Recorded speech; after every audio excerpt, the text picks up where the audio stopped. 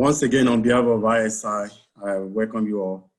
As Farida has said, I'm going to be talking about a few things about navigating graduate schools application.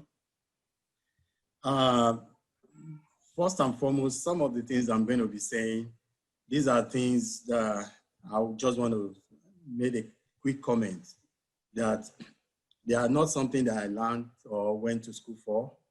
These are practical things that I used. For your information, I used to be a student. I came to the US to study as a graduate student. So, and over the years, I've been able to assist and mentor a couple of people. And some of the things I'm going to be talking about here are things that from the people that I've mentored in the past. So first and foremost, one thing that I want to say is there are different ways you can look at this topic. But from my own perspective, I'm just going to address two questions. And those two questions are, firstly, what do we mean by the right school as an international student? And I'm going to talk more about this in a while. The second thing is how to navigate graduate school application. My other two speakers, they're going to speak more on some of this. So I'm just going to touch quickly on the second question. Now, as you may well be aware of, there are various criteria one requires before or in applying to grad school or in finding the right school. And I've just listed 4 of those criteria here. There are other criteria, but as listed here, you have the funding, the quality of the study or the program of study, your examination scores, and the schools and programs of location. To be honest with you, as an international student, the most important criteria is the funding. And every time I have the opportunity of talking to someone or mentor, a candidate or a scholar, I always tell them in plain sight that, look, as an international student without funding, it is going to be extremely difficult for you to survive graduate school or even education in the US. And I say that with all reservation because I've been through this and I have people that mentoring right now that are going through it. The reason for this is education in the United States is very, very expensive. And even if you are, I don't want to use the word lucky, if you are blessed to get through the application and get through the visa processes without funding, when you get here, you're going to face a lot of uphill tasks because people you just need to be aware that if you don't have that funding, especially ahead of time, secure before you get here, thinking that when you get to the US, you can get that funding, it's not going to be easy. It's actually not going to be possible. I'll quickly give an example. Just 2 years ago, I mentored a young guy who was lucky to get an admission to a master's degree in geology. And was also blessed to go through the application, the visa process without funding. He provided his own financial statement to the embassy and was given the visa. So when he got here, actually I went to pick him up at the airport because he was calling to school in Texas. And when I was driving him home to my house, and the first question he asked me was, someone told him that he could apply for a credit card to pay for school in the US. And I laughed. Because I know that is not possible. Even if you have been living in the US for quite some time, for a year or two, to get a credit card is going to be difficult if you don't have what is known as credit history. Not to talk of somebody who's just arriving a day or 2 weeks in the United States and thinking that he can go to someone and say, hey, give me $5,000 loan to pay my school fees. So again, I just made that example. So there are so many sources of funding that you can apply to. I've listed 3 here, which are the main important ones: the teaching assistantship, research assistantship, and fellowships. As we get most of these type of scholarship or finances, you can secure them from your school or program of study.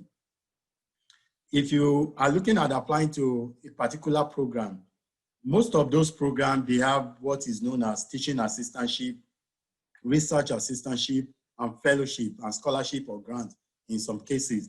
And what this entails is that you will be required to work 20 hours or in a week in form of assisting the professor or working as a teaching assistant, maybe grading undergrad exams, any form of work that may be assigned to you. Sometimes you might be assigned to be working in the departmental office. So based on this, the teaching assistantship usually comes with, sometimes it varies from school to school. Some schools give teaching assistantship in form of tuition waiver, whereby you don't need to pay tuition. And you also get a monthly stipend. While others will require you to pay a subsidized tuition, and you get a monthly stipend to pay for your accommodation, feeding, and other things. The same thing goes with research assistantship, whereby you are required to work with a particular professor, and at the same time, you are offered this funding. We also have what is known as fellowship scholarships. So there are so many funding sources. And again, this is the most important, because even I was just talking to someone 2 days ago that I came to the US about 20 years ago. And I'll be honest with you, things have changed. Politically, things have changed. It's not, the way things are now is not what it used to be 20 years ago in terms of student applications, assistantship, funding, applying to school. So, and when I say things have changed, things are a little bit more strict, difficult, I'll be honest with you. So when you are navigating this application, pay particular attention to funding and try to, as some of our other speakers is going to speak, but try to look out for ways where you can address this funding. I'm spending a lot of time on this because this is, to me, the most important. If you're applying to school and you don't have a source of funding, hey, you go to an embassy for an interview. One of the first questions they're going to ask you, how are you going to finance your education? And most times I've always said is, you come there and you come with a source of funding from your uncle or from your parents, it's going to raise some red flag to the US, to the visa advisor or the counselor, in the sense that, are you telling me your parent is going to send this so amount of dollars on you, or your uncle or your cousin somewhere? And that is why the moment you are able to have a funding in form of teaching or research assistantship, it takes away that red flag.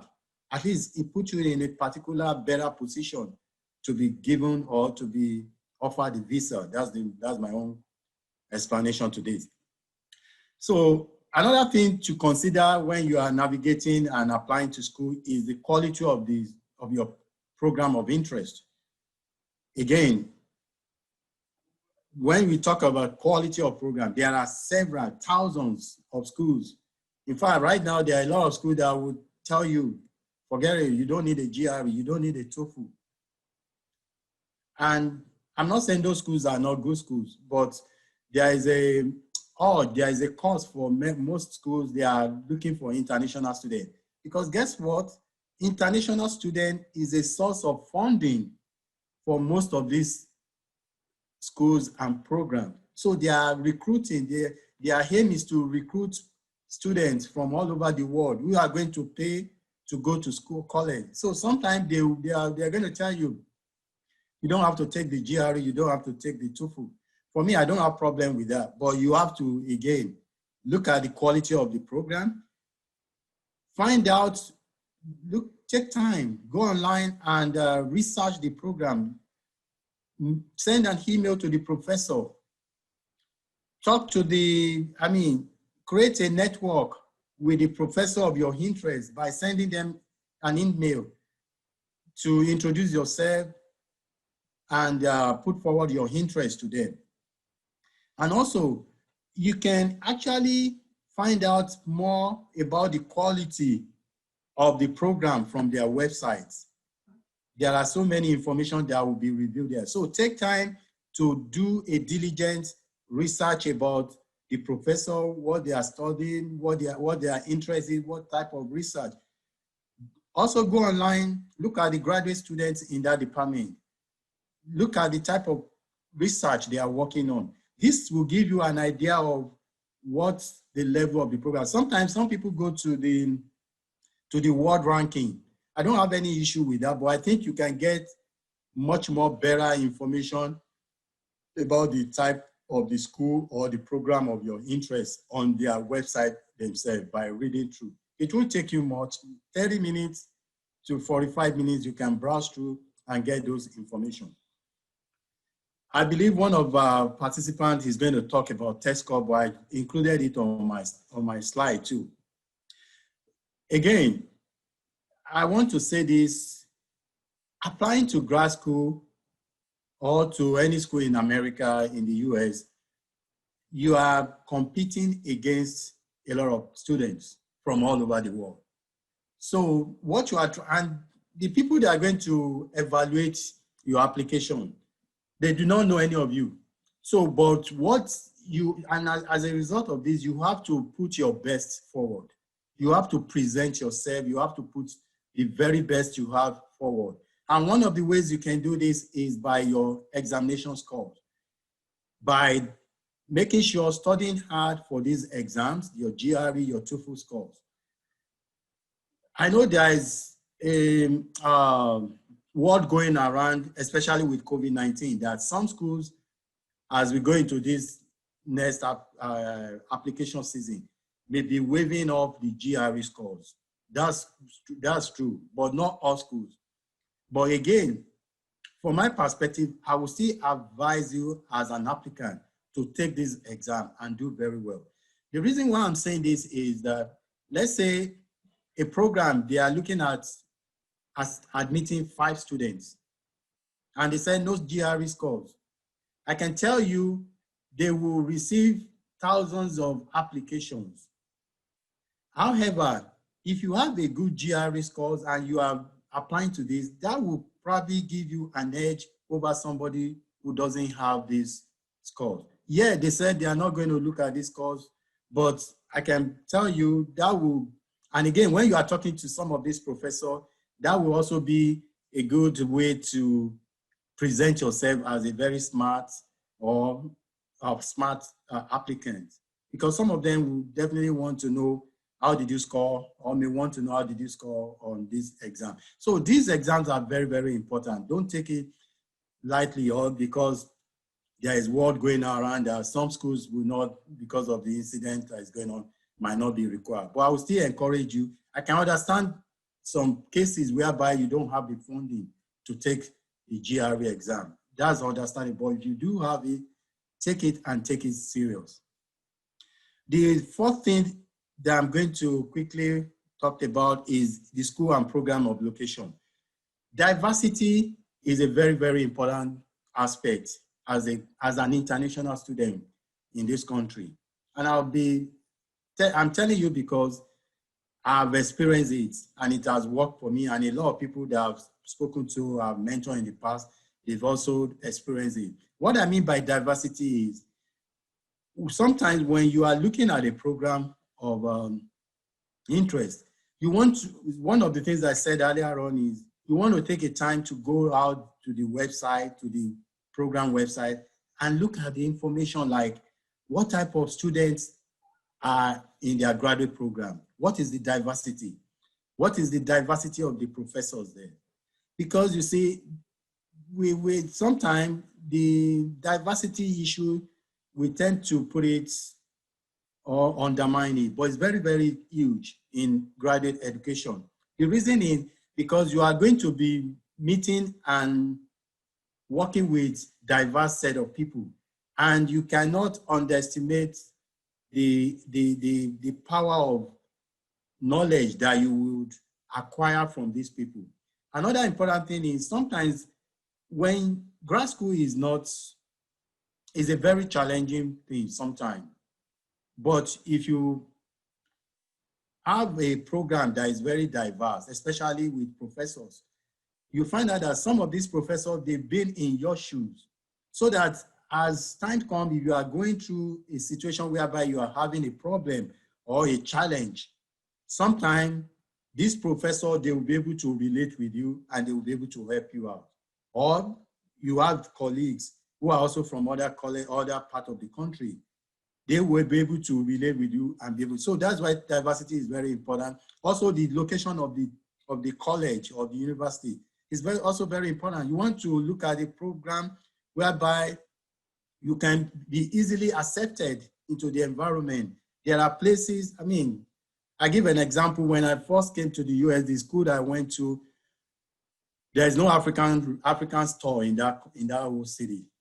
So, and I was looking for where to buy or shop for some African food, but I couldn't find any. So I have to go to the popular Walmart. But mind you, every time I have the opportunity, the school was actually like 2.5 drives from Houston, Texas, which has a big population of African community. So every time I see someone going to Houston, Texas, to Houston, or I travel to Houston, I will have to buy a lot of grocery, African grocery and stuff. So I'm not saying that should be a criteria, but if you find a program that is located where you have those type of diversity, is going to help.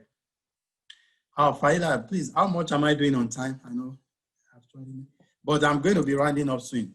Now, having said all this, I decided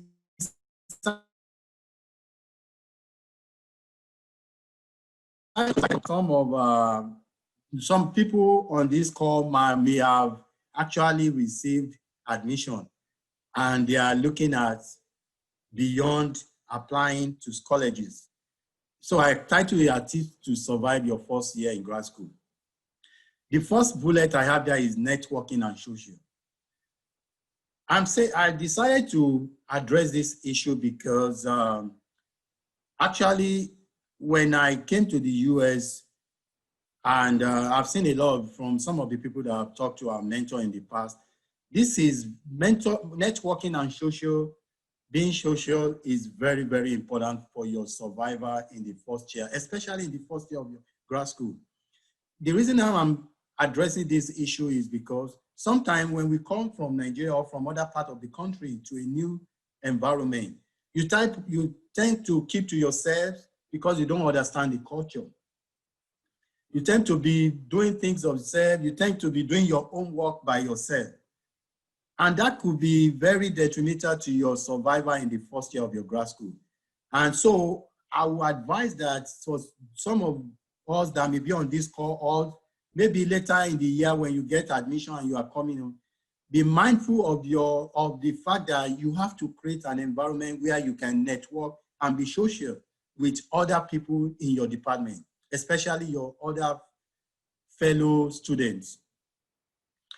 A quick example, like I said, I'm going to be giving a lot of practical example. About 12 years ago, there's someone that I mentored that came to school in Yale. He actually had a bachelor's from Nigeria in electrical engineering, but he was going into a PhD program in geophysics. So the second week he got to this program, he called me and was like, I don't really understand what I'm doing here because all the homework, all the assignment I've been given, I don't even know how to navigate it. So the first question I asked him was, don't you have fellow graduate students in the department? And he responded and said, oh yes, I do, but they are from China, they are Chinese. some of them are Indians. And he said, most times they always want me to come and do happy hour with them, to go and drink or play soccer. And the next thing I just told him, yes, come on, head out with them, go and have social with them. He responded to me and said, oh, Mr. Femi, I don't drink. I said, you don't have to drink. When you get to this happy hour, just order a bottle of Sprite or a bottle of Coke. Mingle with them, network with them. When they ask you to go and play soccer with them, join them. When they ask you to go and bowl with them, follow them on this social event. To be honest with you, this guy, a few weeks later or months later, he called me and said, wow, that you are right, because he found out that as he was going to this social with them, this guy felt more relaxed with him. He actually found out that most of the issues he's been having with his classes, the assignment, these guys, they already have the way to solve them, the coding and everything. Because another thing you find out in first year of grad school is sometimes if you network with your colleague, sometimes some of these guys have solutions to some of the questions or assignment that the professors are giving you.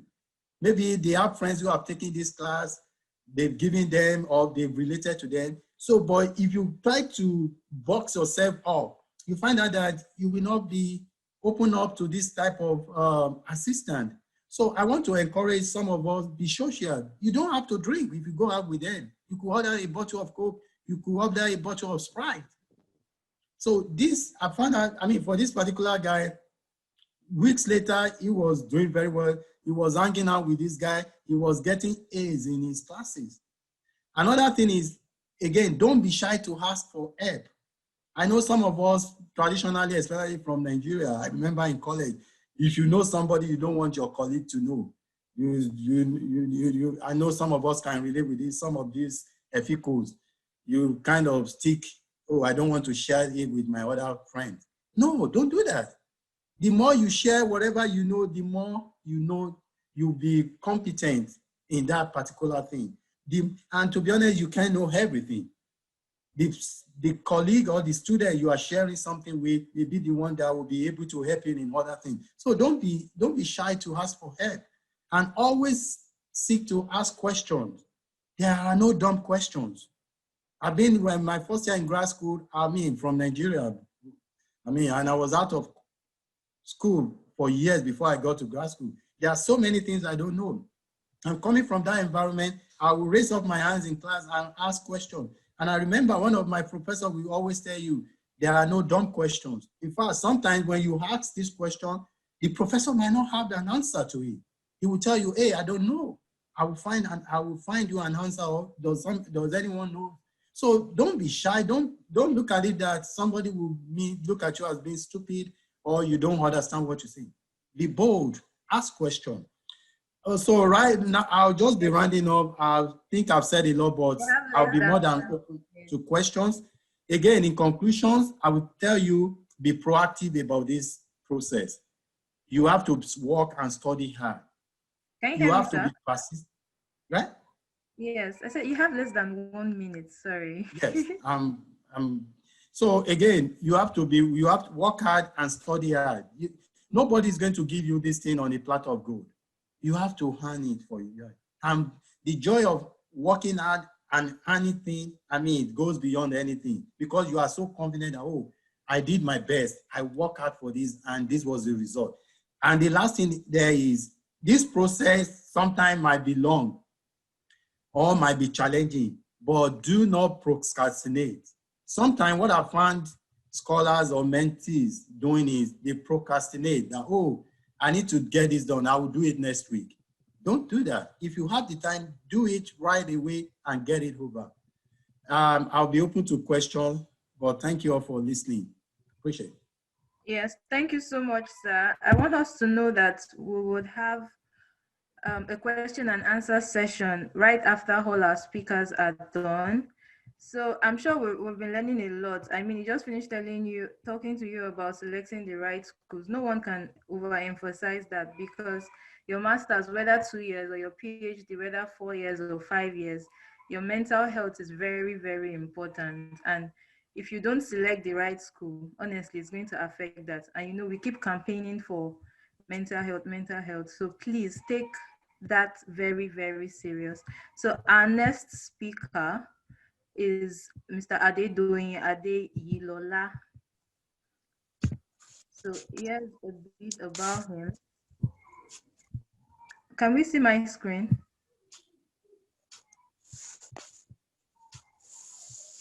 Hi, can you hear me? Can we see my screen? Yes, yes. Yes. So he's going to be taking us through acing the GRE and TOEFL, writing a compelling statement of purpose. I'm sure you already have your notepad and pen right from the start of this. You need to listen and listen very well. Write your questions down. After, we'll have a question and answer session, so don't worry. And for everyone asking about the recording, yes, this session is recorded, so it will be provided. So, Adedoyin, you have the floor.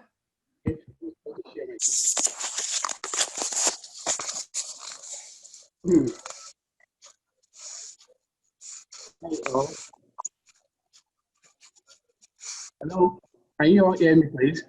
Yes, we can. Yes, we can. Can you all see my screen? Yes, we can see the screen. Yeah. Okay. I'll be talking about writing the statement of purpose. And I tell you, most of what I was going to tell you as introduction, Dr. Akombi have said it initially. Like before the SOP, all the processes before the SOP, most of them, Dr. Akombi has talked about it. Then what is SOP, SOP format, and SOP structure? So before you write your SOP, you need to decide your course of study. You might have done your BSc in chemistry and you want to do your master's in chemical engineering. So you want to decide, you want to check, is the school offering a master's or PhD program in chemical engineering? Again, if you are applying to a school for a master's in geology, fine, we know you are applying for a master's in geology. You need to be able to include in your statement of purpose, I want to go into geochemistry, hydrogeology, and things like that. If you're an electrical engineer, you want to include in your statement of purpose and say, I want to do electrical power system, I want to do controls, I want to do dynamics, instrumentation, and all. So that being said, you have to research the program of study. It is when you research the program of study, it is when you research the program of study. Okay, it is when you research the program of study, you're going to know if they offer the courses or not. Like you said, like Dr. Akombi said, there are lots and lots of universities in the US, but unfortunately, not all of them offer the programs you want, especially like geosciences. As you keep going on, like going to masters, going to PhD, the number of schools you can apply to starts reducing. So you have to put that into consideration. Again, before writing SOP, you have to contact a professor. You want to send a short email to a professor on, say, 2 or 3 paragraphs, telling them it shouldn't be very long, just 2 or 3 paragraphs, and telling them why you are interested in their lab. And again, when you send that email, please don't forget to include your transcript and include your CV. A 1-page CV and a transcript, include it in that introductory email.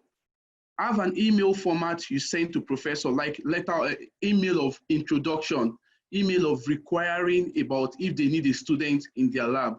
I am so. I've just graduated from OAU, Obafemi Awolowo University, Ile-Ife.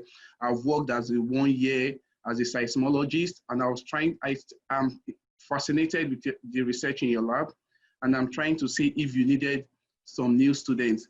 Attached in this email is my CV and my transcript, something of just 2-3 paragraphs. He reads it, there are 2-3 things that will happen. Is either the professor reads it and ignore it, that is very fine. Is either the professor replies you and say he doesn't need any student, that is okay. Or is either he or she replies and they want to go through further communication with you. If you are lucky to get a communication from your professor, it's very fine. You know why? You are going to include his name and part of your communication with him in your statement of purpose. Like, hey, I've been talking to Professor XYZ, who is working on instrumentation. I'm really interested in so thing in his lab, and I'll be willing to work more on it. If they see his name in your statement of purpose, it gives them a lot of chance to also ask the professor, do you truly want to work with this guy or with this lady? So again, every program has a requirement in their statement of purpose. And the requirement might be, okay, in your statement of purpose, it should not be more than 1 page. In your statement of purpose, include it if you have been talking with a professor. In your statement of purpose, talk about your previous study. So go to the department website, look for what they want, then use that to tailor your statement of purpose. Like I said, I attended University of North Dakota for my master's and Central Michigan for my PhD. Their requirements for statement of purpose were completely different. So the next thing, what is SOP? SOP is more like an essay you write to a university, to the admission committee, to market yourself, to advertise yourself. Then it is in this letter, it contains your academic achievement, your goals, and what you intend to do in grad school and what you also want to do after grad school. As if that is not enough, then the university will use that, we score you on 2 grades. The first grade will be about what is your goal, what is your achievement. And secondly, they use the SOP to check your writing abilities. So if you are not good enough, if you can't write well, why do we want to bring you into grad school? Grad school is all about writing, and writing. But here, there is a trick to it. And we'll talk about the trick as far as the writing is concerned. So the do's and don'ts of SOP. You have to use strong, clear, and concise words. It shouldn't be more than 1 page, except if you have a lot of experience, a lot of things, make it 1.5 pages. But please don't make it 2 pages, because about 50 people are applying to that program. They won't want to read 2 pages. It will be boring. Secondly, be sincere. Be sincere. Be sincere and original. Not like I'm going to a master's program in geology because I've always seen myself as a petroleum geologist. No. Be sincere and intentional about your statement of purpose. Again, use positive and confident tone. Don't talk about assumptions. Don't talk like you don't know what you are doing.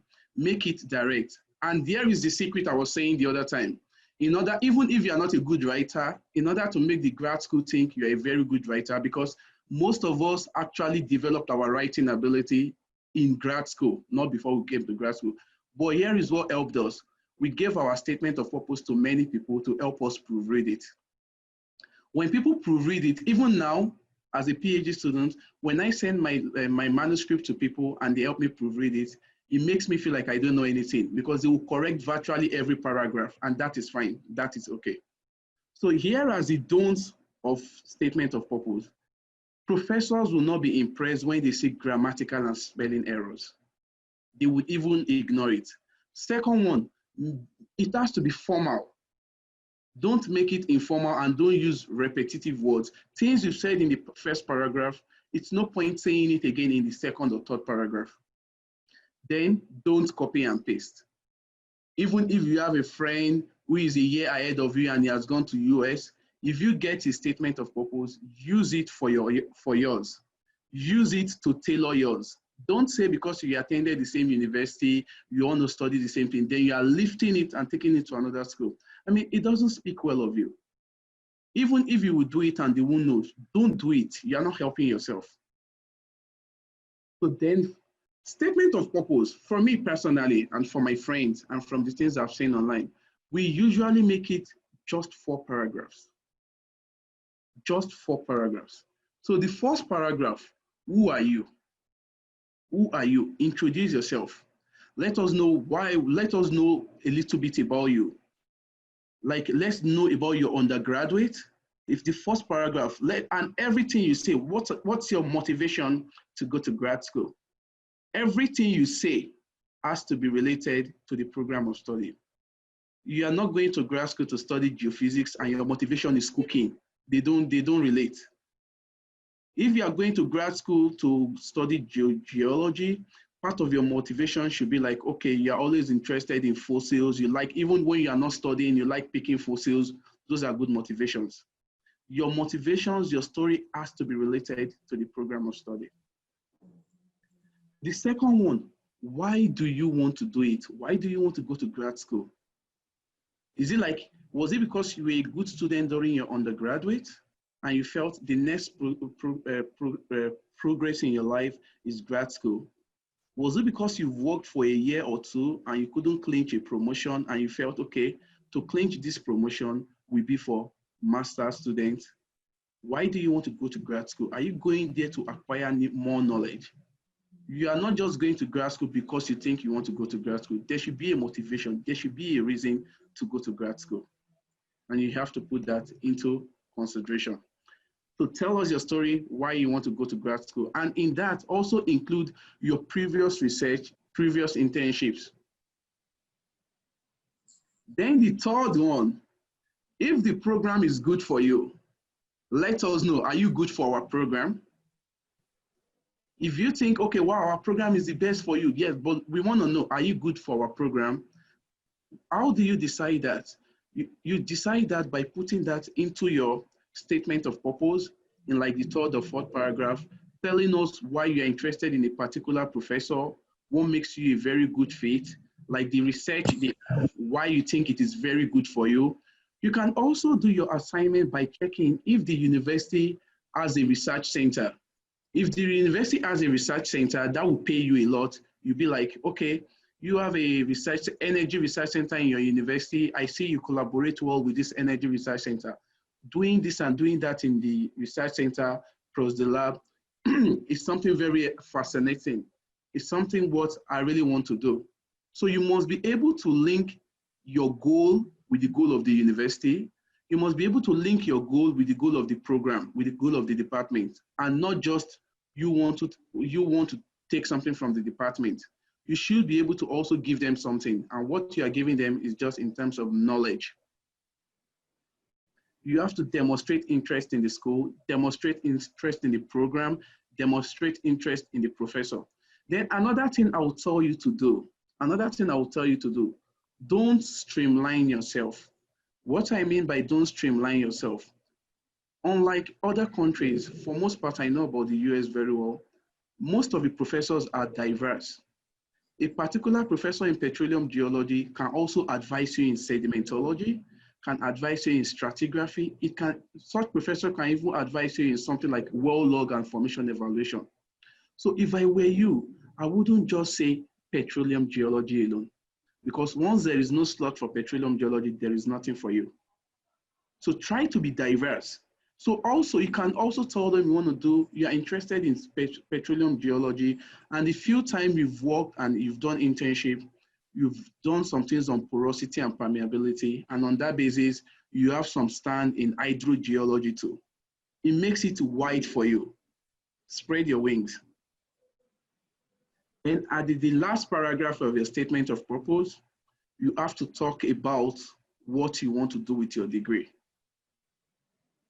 If it's a master's degree, you have two options. Do you want to work with a master's degree, or do you want to go ahead to do a PhD?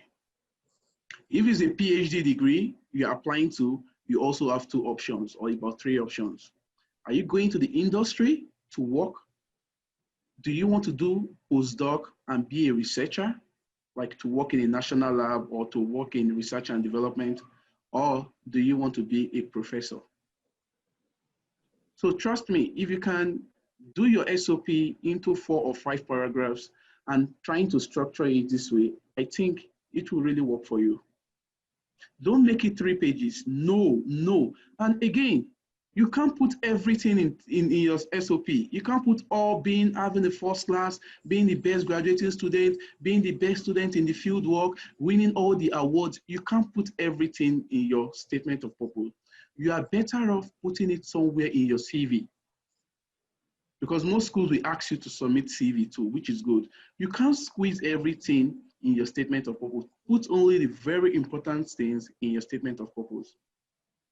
But don't forget, in your conclusion, talk about your next move in life. Is it PhD? Is it the industry? Is it the postdoc? Do you want to be a professor? Talk about it. And that's it for that. Thank you. So we'll go to the second one, which is about writing the GRE exam. Let me stop sharing this. Then share screen.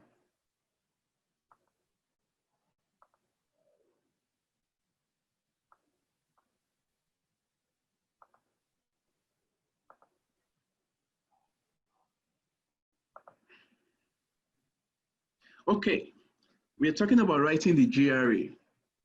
Dr. Akombi also talked about GRE, and what he said, someone's sending a chat to me. Okay, I have less than 15 minutes. Dr. Akombi also talked about GRE, and what he said, I really liked it. Many schools are really talking about you people not needing a GRE again because of pandemic and all sorts. If I'm being sincere with you, it's more like a trap. I missed a particular admission to my friend. My friend won the admission, but I didn't get it because they had just one slot. And you know what? I had about 305 in my GRE. My friend had 330. So that was just the main. All other things we were tied because the professor actually told me that so person is getting the admission because. So GRE is a competitive advantage. Even when the university doesn't need it, when you tie with someone, probably they have 3 slots left and you guys are like 10 and your grades are more like the same, you take it from the GRE. So it's a trap. Don't ignore the GRE. So before writing a GRE, I will tell you to research the program and the university. Why are you doing that? Some university would not even take you. Some university will not even take you if your GRE is less than 300.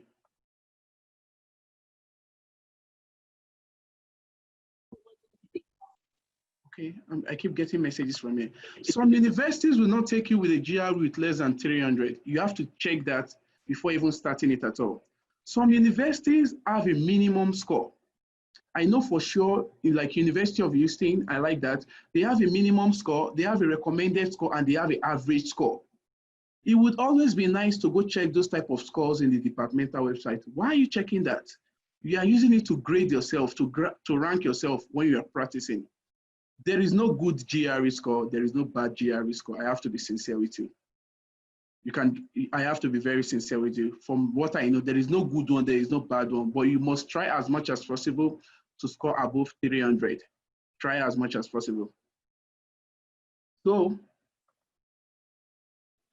there are 3 formats to the GRE. There is analytical writing, there is verbal reasoning, and there is quantitative. The analytical writing involves 2. There is essay and there is argument. There is the verbal also 2 sets of questions. The quantitative also 2 sets of questions with 20 questions each. Then there will be a particular set of questions. It could be verbal, it could be quantitative. It will not be graded. It won't be graded. It is just used for research purposes. Like most of this information we're giving you here, they are online, they are everywhere. But the one key thing I want you people to take out of this presentation, you can find virtually everything online, but one key thing I want you to take from this presentation is this slide, study guide. Take preparatory tests from time to time.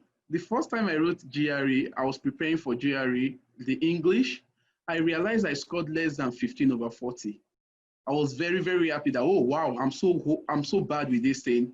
I'm not really prepared at all. Then what did I do? I did a study guide.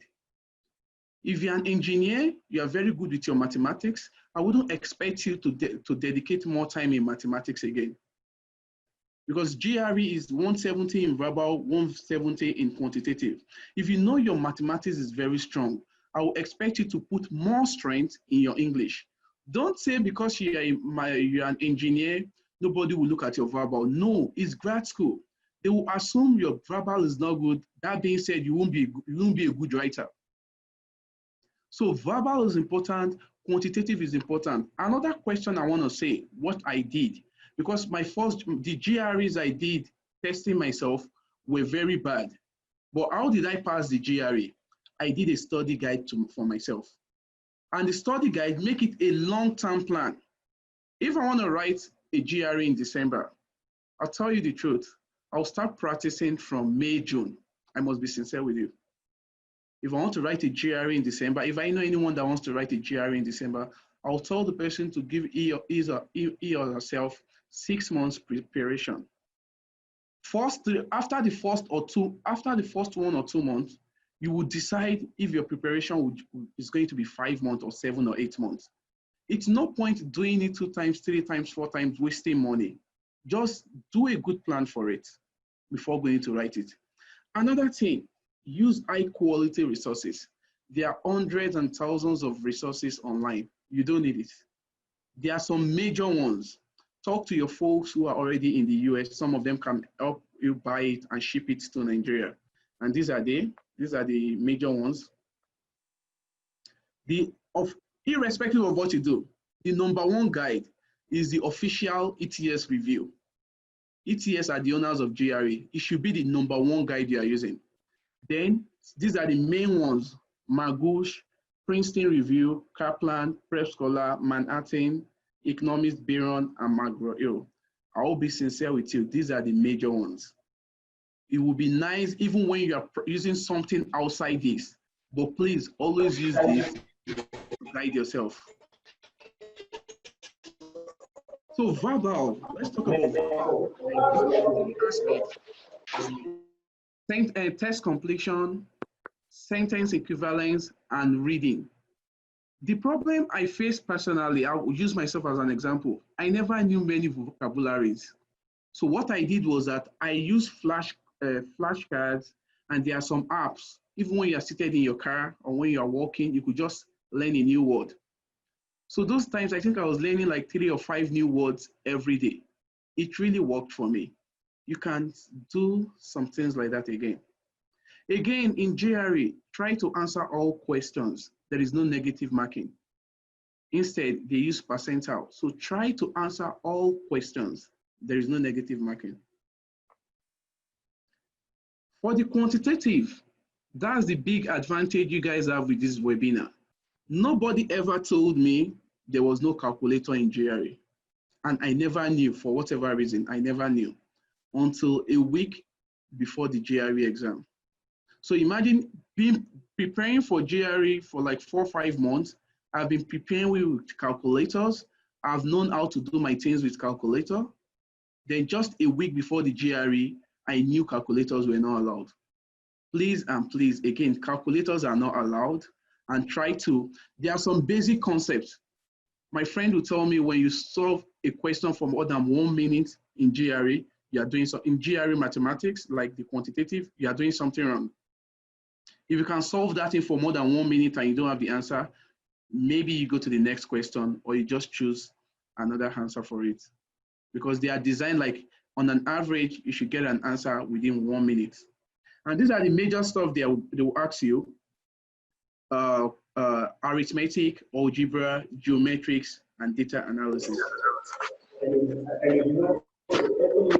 Analytical writing, the essay. If you are writing an essay, they tell you something like, are doctors better than teachers, than professors?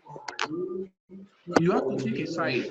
From your first topic, from your first sentence, let them know you are saying you prefer doctors to professors. Then, if you say you prefer doctors to professors, you are going to have 4 points. Make 3 points in favor of professors, in favor of doctors, and make the last point in favor of doctors. In favor of professors, I'm saying, you are going to make 4 points or 3 points. Make 3 points out of those 4 points for your argument, and 1 point against your argument. Then summarize everything in the conclusion. That is for the essay. Then for the analytical writing, the argument, they will throw some words to you. It's a trap. Those words, those sentences are never correct. There are flaws and fallacies in them. So don't agree with the argument. You have to look for fallacies in everything. You have to, and these are the strategies. Identify circular reasoning. Circular reasoning, like saying the US is the best country in the world because no country came close to the US. That's a circular reason. You are still talking about the US. Spot erroneous cause and effect argument. The meaning of that is saying if we increase the library hours in the university, our students are going to pass more. You have to look for things that relate the library hours and students. They are not direct, they are not the same. And again, identify sweeping generalizations. Okay, because Lionel Messi is from Argentina and is a good footballer, so therefore all Argentines are very good footballers. Look for things like that. They are not correct. They are flawed. There is fallacy in it. And those are things you should correct with your argument. Then we're going to TOEFL. I didn't write TOEFL, I wrote IELTS. So I spoke with my friends who wrote TOEFL. And fortunately, we realized they were still the same thing. They were still the same thing. The thing is, TOEFL is as important as GRE. The only thing that is different in TOEFL and GRE is you are going to talk. For TOEFL, you will be talking to a computer. For IELTS, you'll be talking to someone. The speaking is always very important for you to pass, because if you wanted to get a teaching assistantship or research assistantship, the speaking aspect is the one that highlights your communication.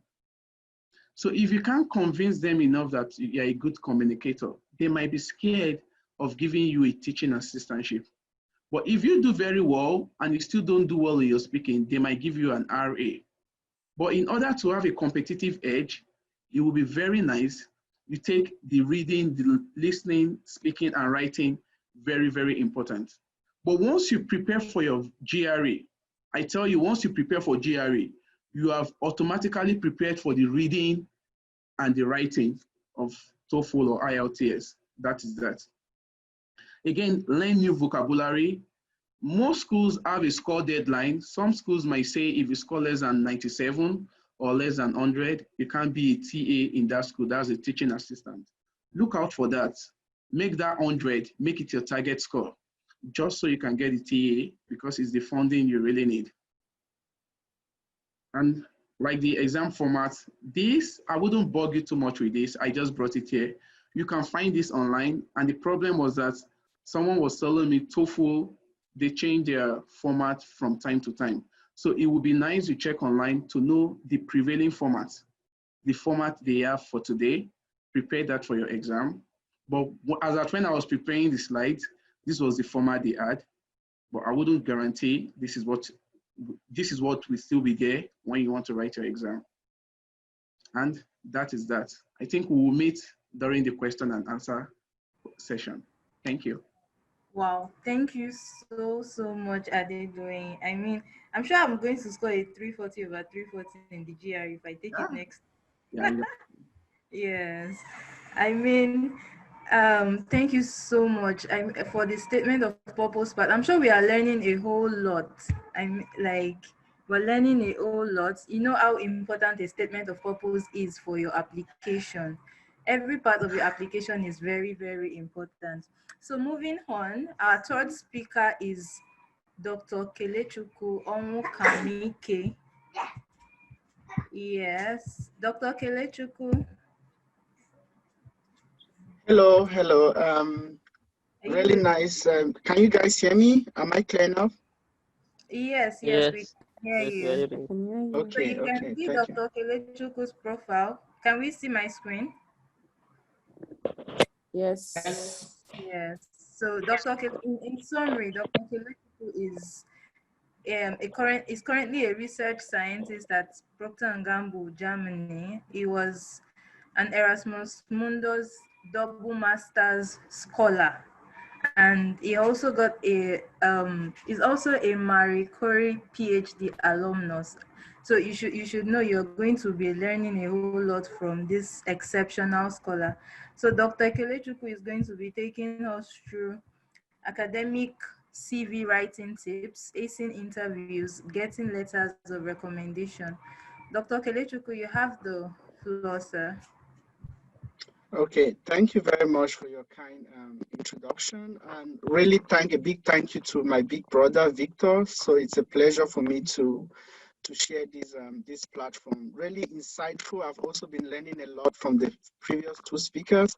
Really, really nice. And I think we are indeed fortunate in this particular dispensation that we are having such opportunity to really learn from people that have gone ahead. And I think this is something that many of us did not really get in this way. So you are indeed fortunate. I'll be sharing my screen now, and please let me know when you can see it.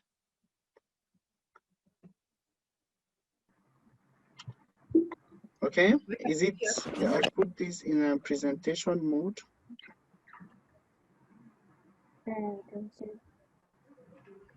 Okay, can you see my screen?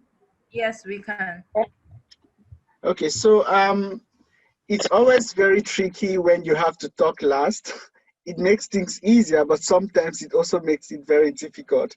The first two speakers have really covered extensively. And as you know, the whole graduate application process, each of these steps interweave, right? So sometimes it's very difficult to really separate one from the other, because then you have to look for a school, and then you have to know what requirements you need, and also link everything up into your application. So I would try, again, if some things could come out as repetitive, it's simply because, again, it's the same, and just coming from different speakers.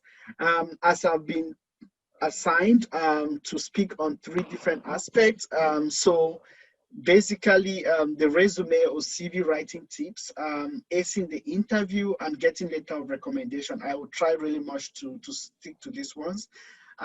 So without much ado, the first point that I would want to say here is that, as you can imagine, we speak from experience, right? We've gone through the same process that you're planning to go through, and sometimes it's also something that, like the first speaker said, not something that you learn in school. So you go through some of this experience, and you kind of distill out what makes sense and what works for you, and try to transfer that to other people. So with respect to like everything that I'm going to share here, a lot of the content are really coming out from experience. Doctor, And I'm not sure we can hear you clearly. Maybe your mouthpiece, could you maybe move it closer? okay, is it clear now? A bit, like it's... How about now? Okay, yes, it's fine. Okay, please just let me know when it's not clear. As I was saying, I'm going to be sharing mostly from my experience, and also very open to, in terms of like the question and answer session, but I also see it as a kind of interactive session, so that you also see yourself as someone that has an opinion, and you can, if you see something different from what I've shared, please feel free to come out, and I also want to learn. First, resume, CV. I think sometimes it's always quite tricky to define what is what. If I'm not mistaken, a very simple structure to differentiate both is that the resume is 1 page. Then a CV can be more, I mean, depending on what is required of you. Sorry. And so, still bad? Yes, a bit. Okay. How about now? Okay, can you say something again? Hello. Okay, fine. Yeah, I think probably the audio device is kind of generating some feedback. So is it possible to, I don't know if you are working off a laptop. Sometimes the audio device on laptop could really be very good, optimized for me. So maybe it has to do with the headset. Okay, let me see if I, okay, give me 30 seconds, I will get a different headphone, okay? So sorry about that. Yeah. I think it's better now. It's better okay. now. It's okay now? Fine. Okay. Yes. Just let me know if it gets worse. Okay. So for the resume and the CV, the first thing that I want to say is like, please take note of instructions. I think that is what you've heard already from the previous speakers. If you are asked to keep your CV in 2 pages, please stick it to the 2 pages.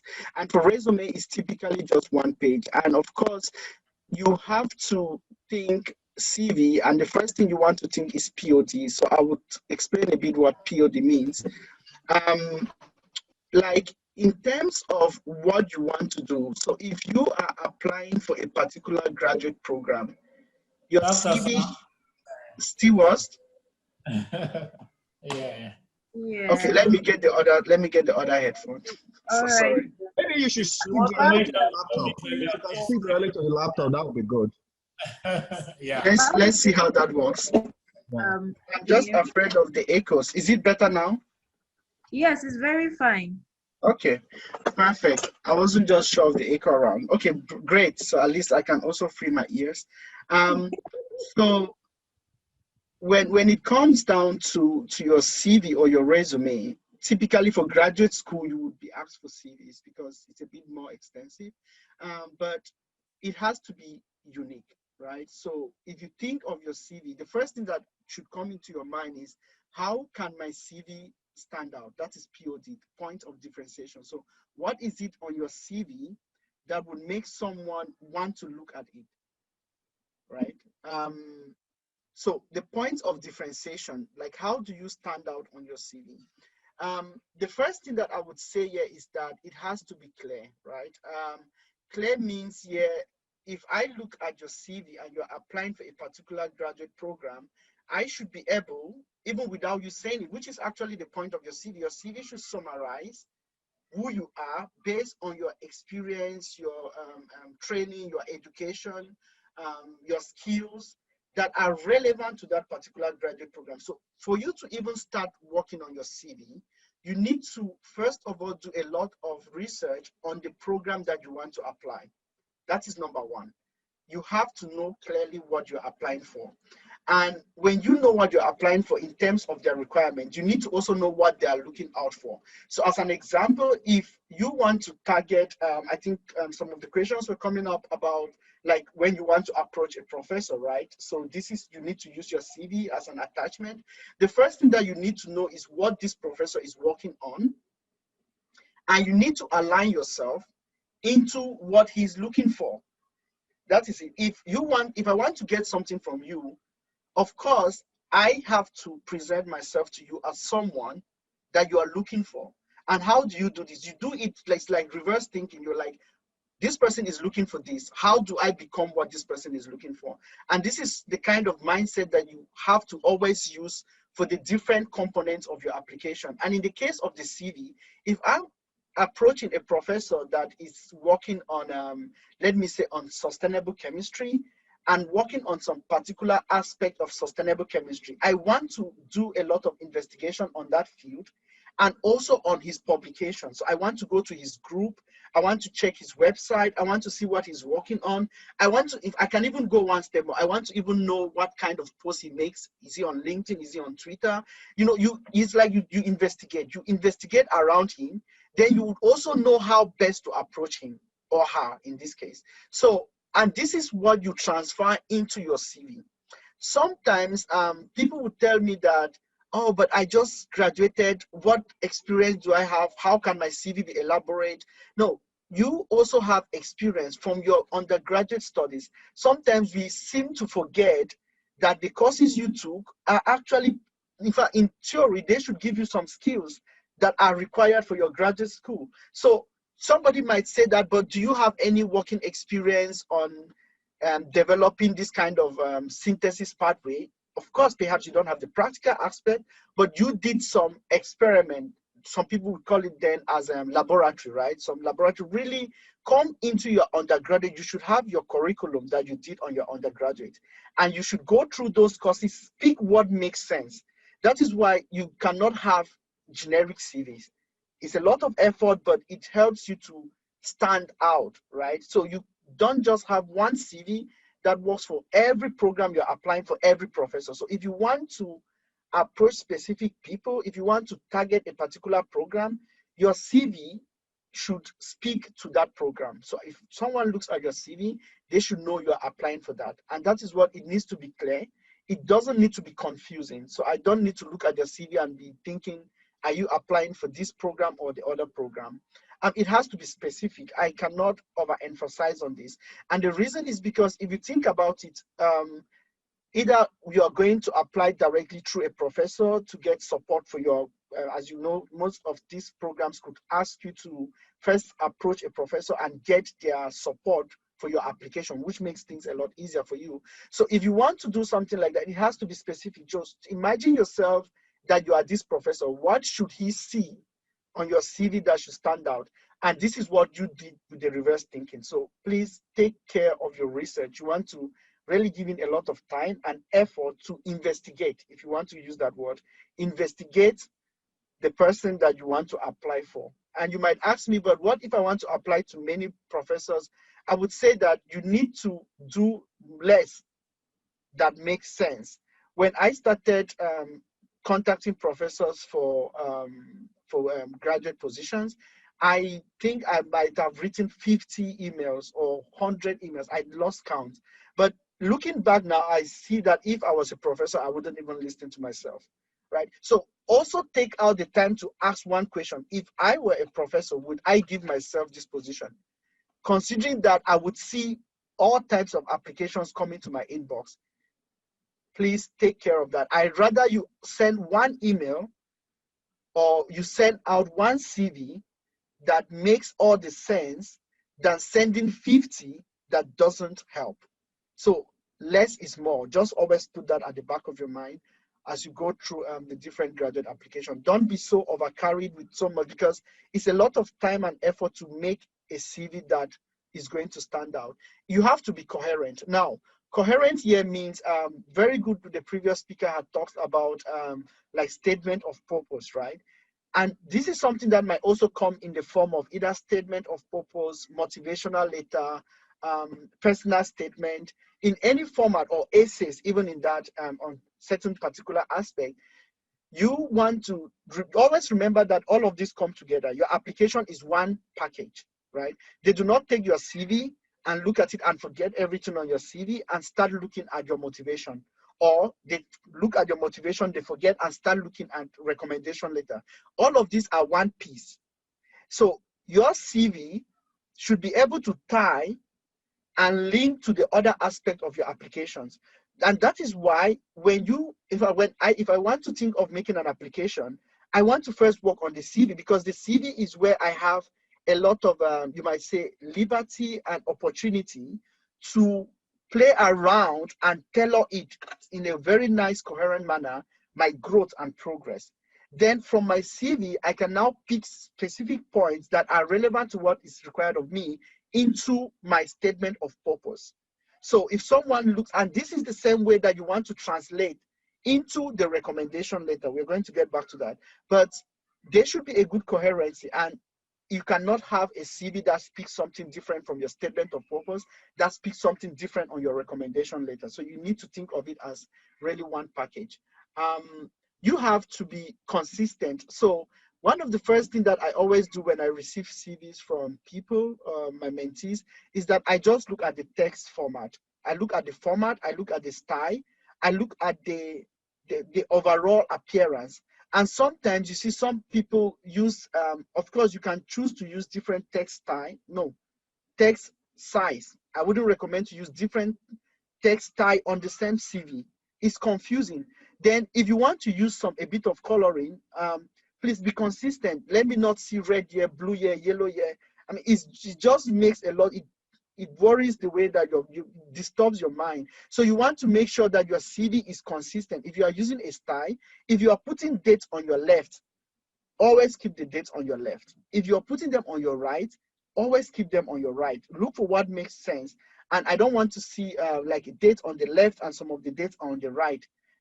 They might come in as very little, but again, if you think about how many CVs that these people receive, right, then you want to really make sure that you are standing out. And of course, just as in your statement of purpose, you want to make sure that you have someone else review it for you. And this is somewhere that a lot of people get trapped because they feel like, oh, if they approach me, or if they come to Victor, if they come to the others, like, please, I want you to review my CV. That would not be my starting point. I wouldn't approach people that I might have a lot of difficulties assessing them to review my CV. I will start with my friends, right? So give it to someone else. Don't feel that, oh, he's just my friend. He's not gotten a scholarship or graduate position before. They cannot give me an opinion on my CV. No, start with people around you. Let other eyes look at your CV, and they might point out to some things that are not very obvious to you. Of course, I've talked of consistent style, and eventually, I think the most important aspect when it comes to, for me, I would think about on CV writing tips is that you have to think of it as a summary of yourself, right? A summary of yourself, but only to the extent to which is required or asked of. So I cannot overemphasize that before you start any application, you understand clearly what is expected and asked of you. And it is not very obvious, because for some applications, you will not just get something like, we want somebody with a background in this field. You can do it reverse, like going back again into if it's a particular professor you are targeting, going into the research area of that professor, and you can begin to pick out some of the skills. And you might even start seeing some kind of methodology, or some kind of instruments, or some kind of specific direction that professor is taking. If that is not your direction, and you feel you are so rigid that you don't want to move to align, then perhaps that is not going to be a very good, that will not be a very good match for you. And remember that all they are looking for in your CV, and of course in your application, is a good match. Whether is one thing to be a good match to a program, it's another thing for the program to be a good match to you, right? So if you want to, like, I would say for myself, I've kind of tried to see myself as very flexible when it came to looking for scholarships, because I was like, in my mind, if you give me the money, I would go anywhere and study. So if you have too much choice, of course, I have no problem with that. I saw it differently, but make sure that you do not try to impose what you are looking for into a professor's field. If you go to someone you are very brilliant, you have a nice idea, you might want to look for people that are in the field that will support your idea. Because not for some professors, not because they don't like the idea, but they don't have the capability and the capacity and the resources to support you. So make sure that all of this come together into your CV. So the next point is how to ace in an interview. So I just captured here, like, how do you ace an interview? You star it, right? And so what does it mean to star? So we have a star, and interviews could come in different format. Typically, from what I've seen, I'm not very familiar with the specific ways that interviews could be conducted for graduate schools in the US. So I've given this a bit more general from my experience, mostly with graduate applications in Central Europe and like also maybe Australia. But overall, in terms of interviews and how does your interviewer think, right? So what do they want to find out from you? So if you want to respond to interviews, you have to think of STAR, right? And the STAR here means the situation. So basically, you are asked a question, and these questions could come even from the very basic questions like, tell me about yourself. And this is one question that a lot of people, when I speak with them and I try to like give what I feel they should answer, they're like, oh, but it was not obvious. Just always, for every question, understand that you want to bring someone into your understanding. Most times we speak from what we know, but I don't know what you're talking about if I don't understand what the situation was about. So if you want to answer a question, and I'm going to give like one specific example, think of, give me a situation, or the interviewer, you start with a situation. What was the situation? Someone might ask you something like, tell me about why are you applying to this program? Of course, some questions like this could be direct, but for me, and what I've noticed that worked well is the idea of storytelling, right? So storytelling to build where you are coming from and link where you are going to. So always start with the situation, explaining the situation, the background, and you want to talk on the task. So there is a situation, you want to first identify what was your responsibility, right? So what were you supposed to do? What tasks did you have? Because I need to understand your tasks as your interviewer to understand what actions you took and what was the outcome. So you start with the situation, explaining your background and what was your task, right? And then you can go now into the actions. What did you do, right? So remember that what you do should be linked to the task that you had. So you cannot say something like your task was to lead the implementation of particular strategies, and then your actions is completely opposite to the task that you already told someone that you were assigned.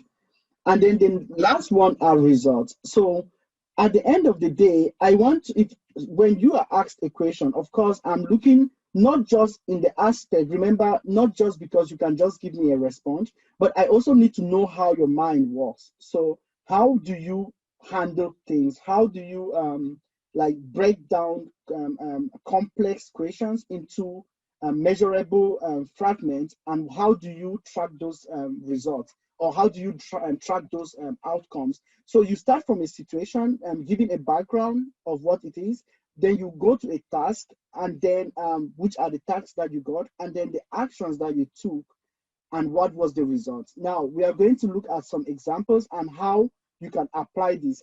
And I've also seen very nice write-up on people that have tried to also propose that even when you write your SOPs or you write your motivations, that you think of it in this same way, because when you break all the stories that you want to tell someone into these 4 components, it helps someone it helps first for you to have a coherent story, and then secondly, it helps someone else to be able to understand what was the outcome based on the decisions that you have made. So now for the interview, you have to think about one thing. Again, I'm saying now specifically, say for scholarships that you are competing with people all over the world, and most times you go through an interview stage. So once you're pre-selected, there is an interview. Now, for an interview, think about one thing. If you are to be given funding, right, a lot of money, the first thing you want to ask yourself is, who is providing this funding? And you would, in a minute, you will see why this is important. Who is providing this funding? That is one step up. Another step up into details, the people that are about to give this money to me also did something to get the money from those people that are providing it. What did they give?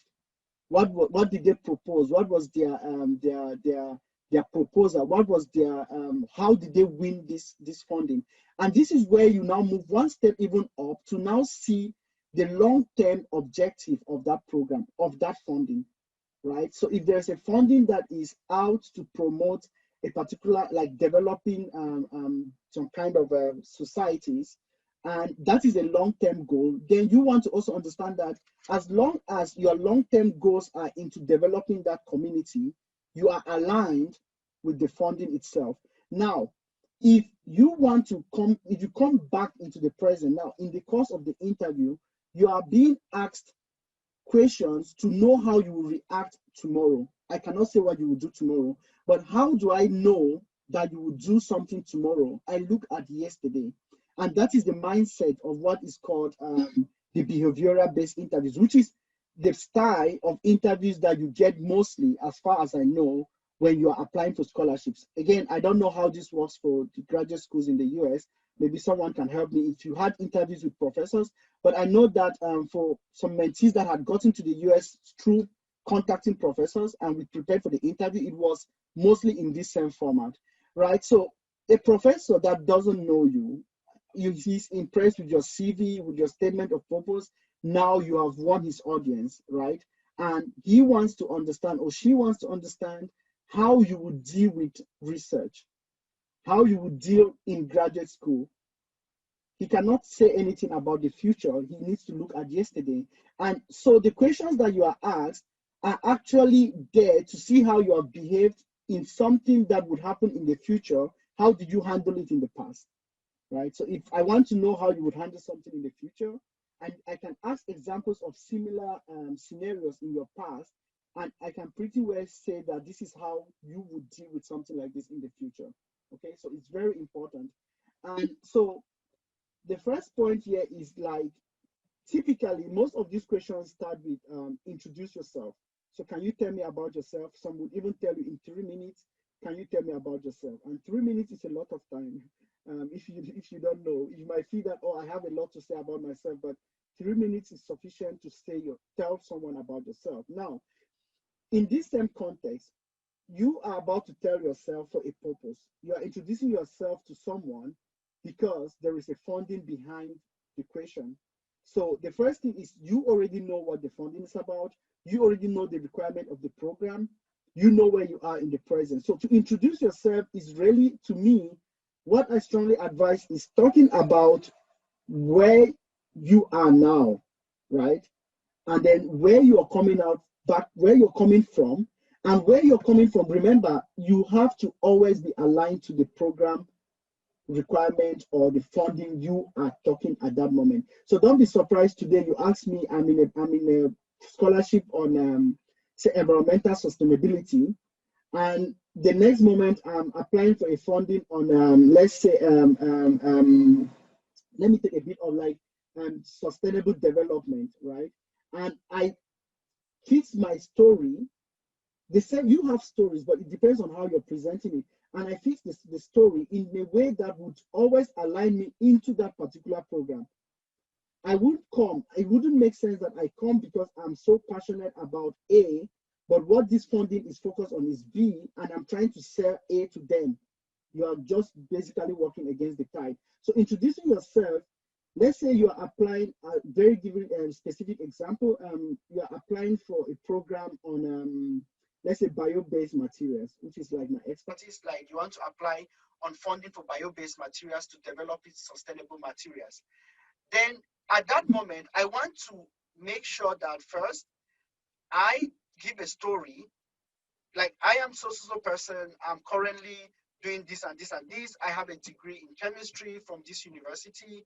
I did, now in terms of what I've done, it needs to be aligning to what I am being asked for. So I've done, I'm always passionate about environment, coming from this environment with my background in this, which actually led me to study chemistry. And now with this degree and looking at the next step of becoming, remember, your becoming is what they are also looking for, right? So you need to be aligned. Again, I keep saying aligned because the only way you get something from someone is if in this scenario is if you are what they are looking for. So you have to become what they are looking for.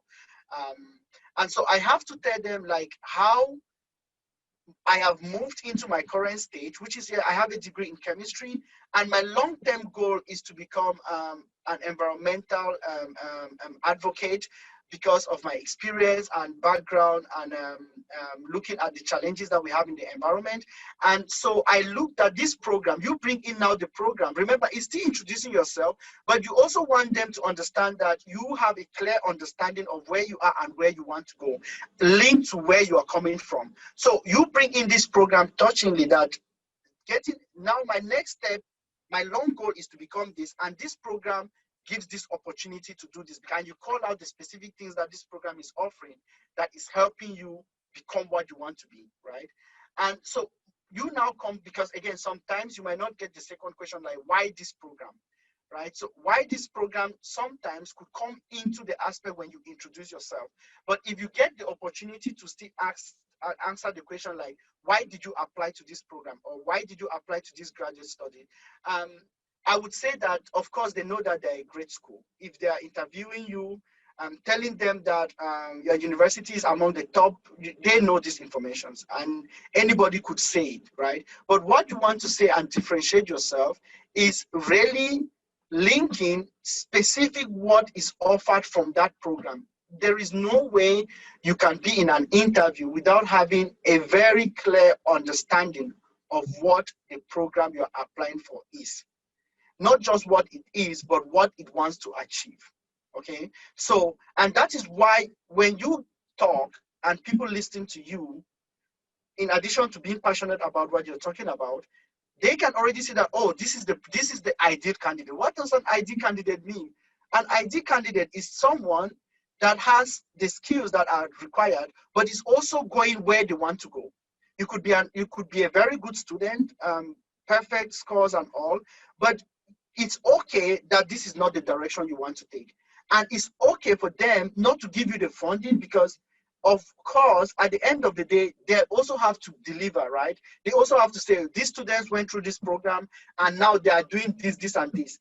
It's a different thing to say, okay, these students went through this program and they are now doing something else, different from what that funding was intended to achieve. So that is what an ID candidate, on one hand, what is it that we are looking for that you have, but also on the other hand, are you looking for what we want to give? So this is how you align yourself in terms of also like your future goal. Maybe you have different future goals. It's perfect. In an ideal world, that would be great. That your future goal is everything that people want to fund. But if your future goal is really not what that program is funding, then you don't want to come there and just completely sell. Of course, you can be passionate about it because it means so much to you, but they wouldn't give you the funding simply because your future goal is not where their future goal is, right? So always remember to be aligned. In your interview, the first thing that should stick in your mind is, what is this program about and how do I align to it because you want to get the funding, right? And that is why you become an ID candidate. And a very tricky one here is always, of course, about your strength. You might be asked also to talk about your strength. And typically, remember that when it comes to strength, also still think about the STAR aspect, right? When you want to talk about your strength, you want to talk of specific examples where you have used those strengths, right? So where have you used those strengths? Again, what is the situation? What is your task where you have used the strength? What are the actions that you took? What are the results? This is the way that you could try to like organize your responses to be able to give someone a very good overview on the question that they have asked. And also weaknesses. Sometimes some people are very, they get really concerned when they're asked about their weaknesses. Remember that depending on how you use your weakness, it could actually become your strength. And it's good to always be clear on examples that you want to use. And why do you see it as a weakness? And also never forget to link the weakness to something that is growth to you, right? So I noticed that, like as an example, my weakness is public speaking. Is your weakness, what are you doing about it, right? Nobody expects you not to have weaknesses, but what are you doing about it? And now I'm taking out different tasks that puts me on the stage and also trying to give presentations to my friends and to build my confidence and speak in public. And now how has that helped? Again, always think of the STAR. So how has these steps that you have taken, what has become the outcome? Don't end on your weakness, like, oh, I'm very poor speaker and it makes me very nervous, and that's it. No, what are you doing about it? You are taking steps, talking to people, trying to be on the stage, taking roles or leadership position in your organization or in your community or in your church, and being on the stage. And what has this helped?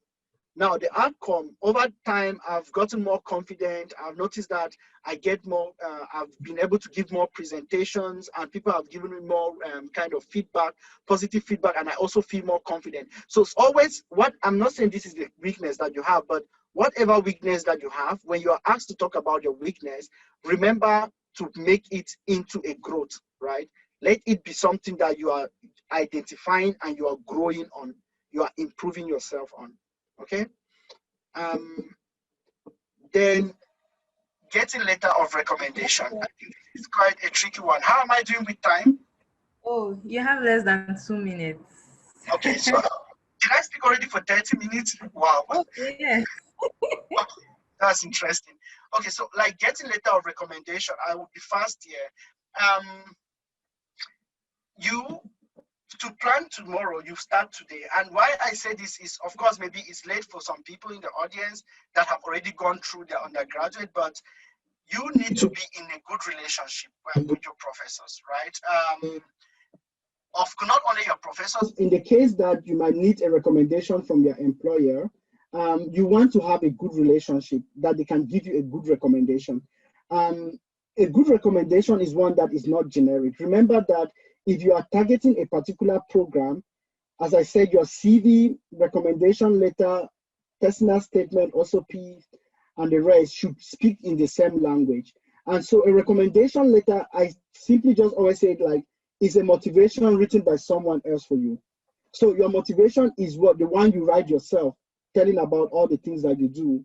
But a recommendation is someone validating those things that you have said. And you see, it cannot be generic.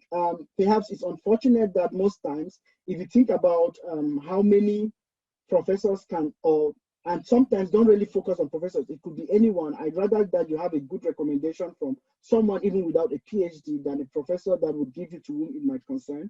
And just write something like a secretary, simply just put your name in a space and then give you a recommendation. I don't see that as a recommendation. So if you have the opportunity, I always say, like, I recommend that you make a draft of the recommendation and send it to your referee, because you take away that work from them. Of course, they have to validate what you have written about yourself, but you give them a good concept. If they want to write themselves, then you have to give them the information they need.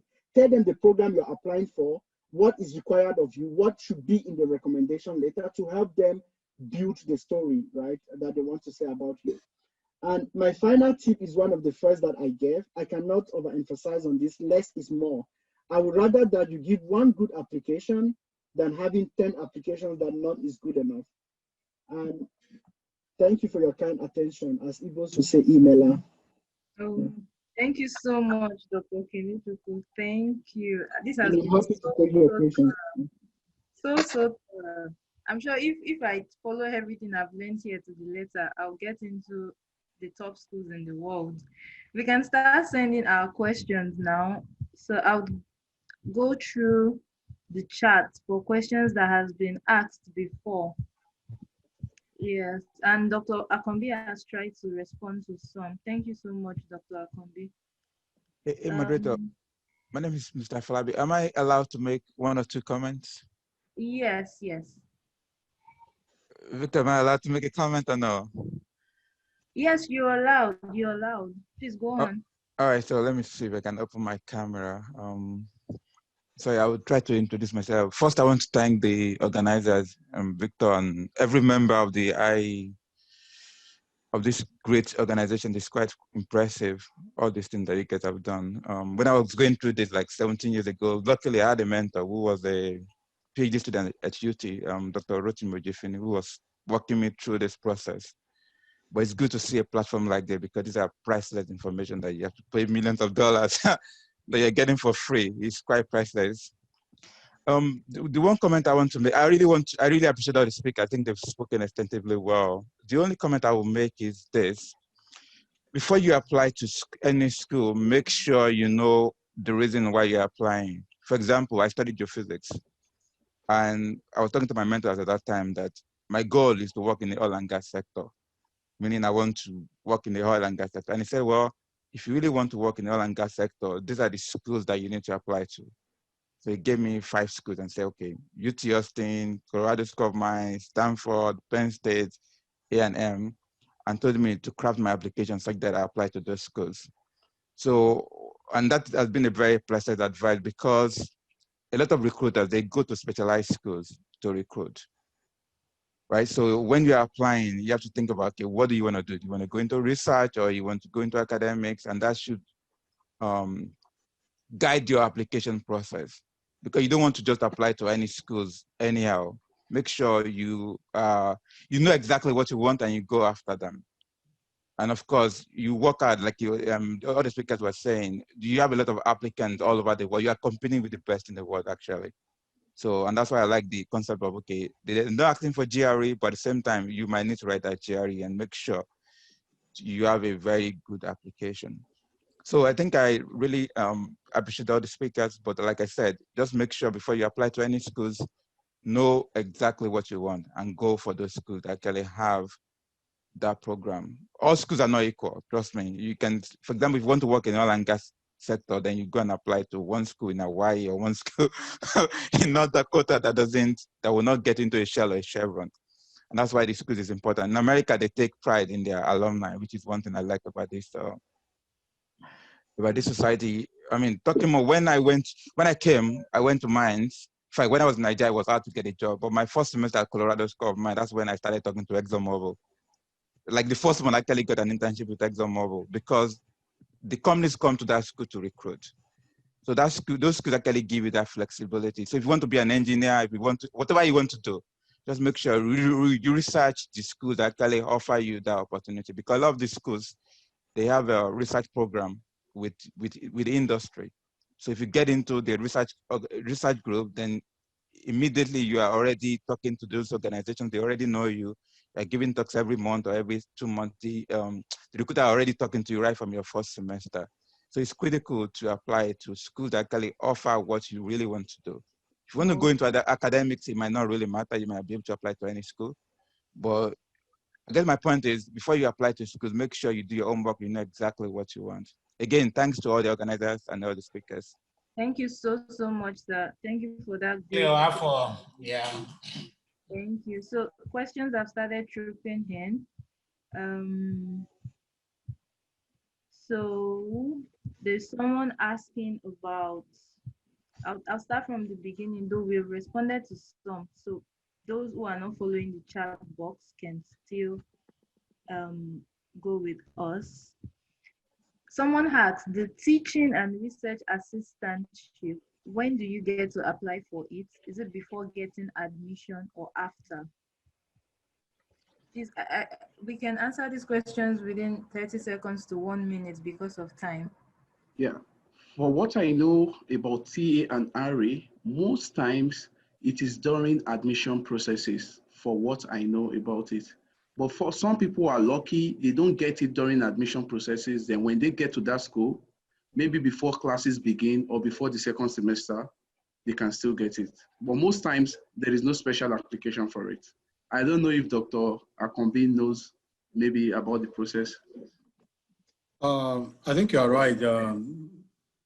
Financial assistance, teaching assistant, graduate assistantship comes with the application processes. Most schools do not have a special application form for that. The moment you apply, you are considered for that position. However, sometimes there are people you might be, for some programs, some schools, they might give you admissions without financial assistance. That means you have to provide your own funding. And that's why sometimes there are people who are blessed. I don't like using the word lucky. They go to the embassy with their own personal funding and they get the visa. So sometimes you might come without financial assistance and get here, and maybe the second semester you might be considered for teaching assistant or graduate assistantship. But usually it comes with the application, but there are most school doesn't have a special form or processes. You are admitted, you are considered. Thank you so much, Dr. Akombi, for that response. And just to add to that, about teaching assistantship and research assistantship, from what I know, schools usually have different deadlines. So there's usually what they call a priority deadline and the regular deadline. So if you're looking at applying for this assistantship or being considered for them, you want to make sure that you're submitting your application before the priority deadline or on the priority deadline. So another question from Umfon Abasi. I'm so sorry if I don't pronounce your names very well. It said the aspect of reaching out to a professor, does it also apply to someone that is going for master's or just for PhD? So it applies to both of them. I mean, I get this question more often. To be honest with you, there are typically no difference between master's application, admissions application and the PhD applications. I believe I've said this before. Some schools right now, mostly the Ivy League school, what they are doing right now, or most of the grade school, they actually admit you with a bachelor's degree to their PhD program. So they typically don't have application for master's degree. But during your 5-year PhD program, you'll be awarded a master's degree, but it's going to be a continuous program. Okay. So if you're going to contact a professor for PhD, you should also do that if you are doing that for master's degree. They are both the same thing. Okay, great. Thank you so much, sir. Another person is asking about the research and publication. Is it mainly for science students or finance or for all?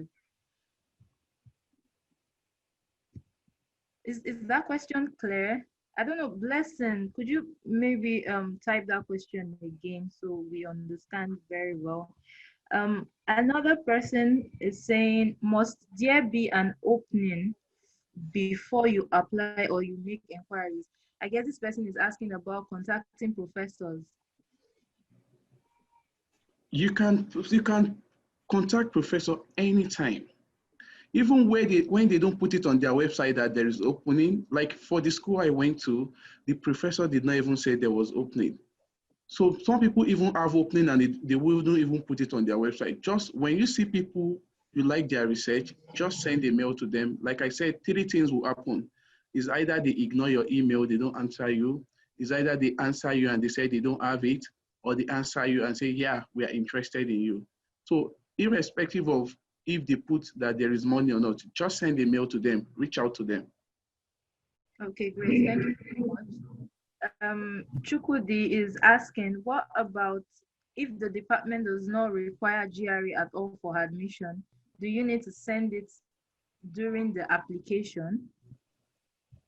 To that, I will tell you, if you do very well in that GRE, please send it if they don't require it. But if your GRE score is low, please don't send it.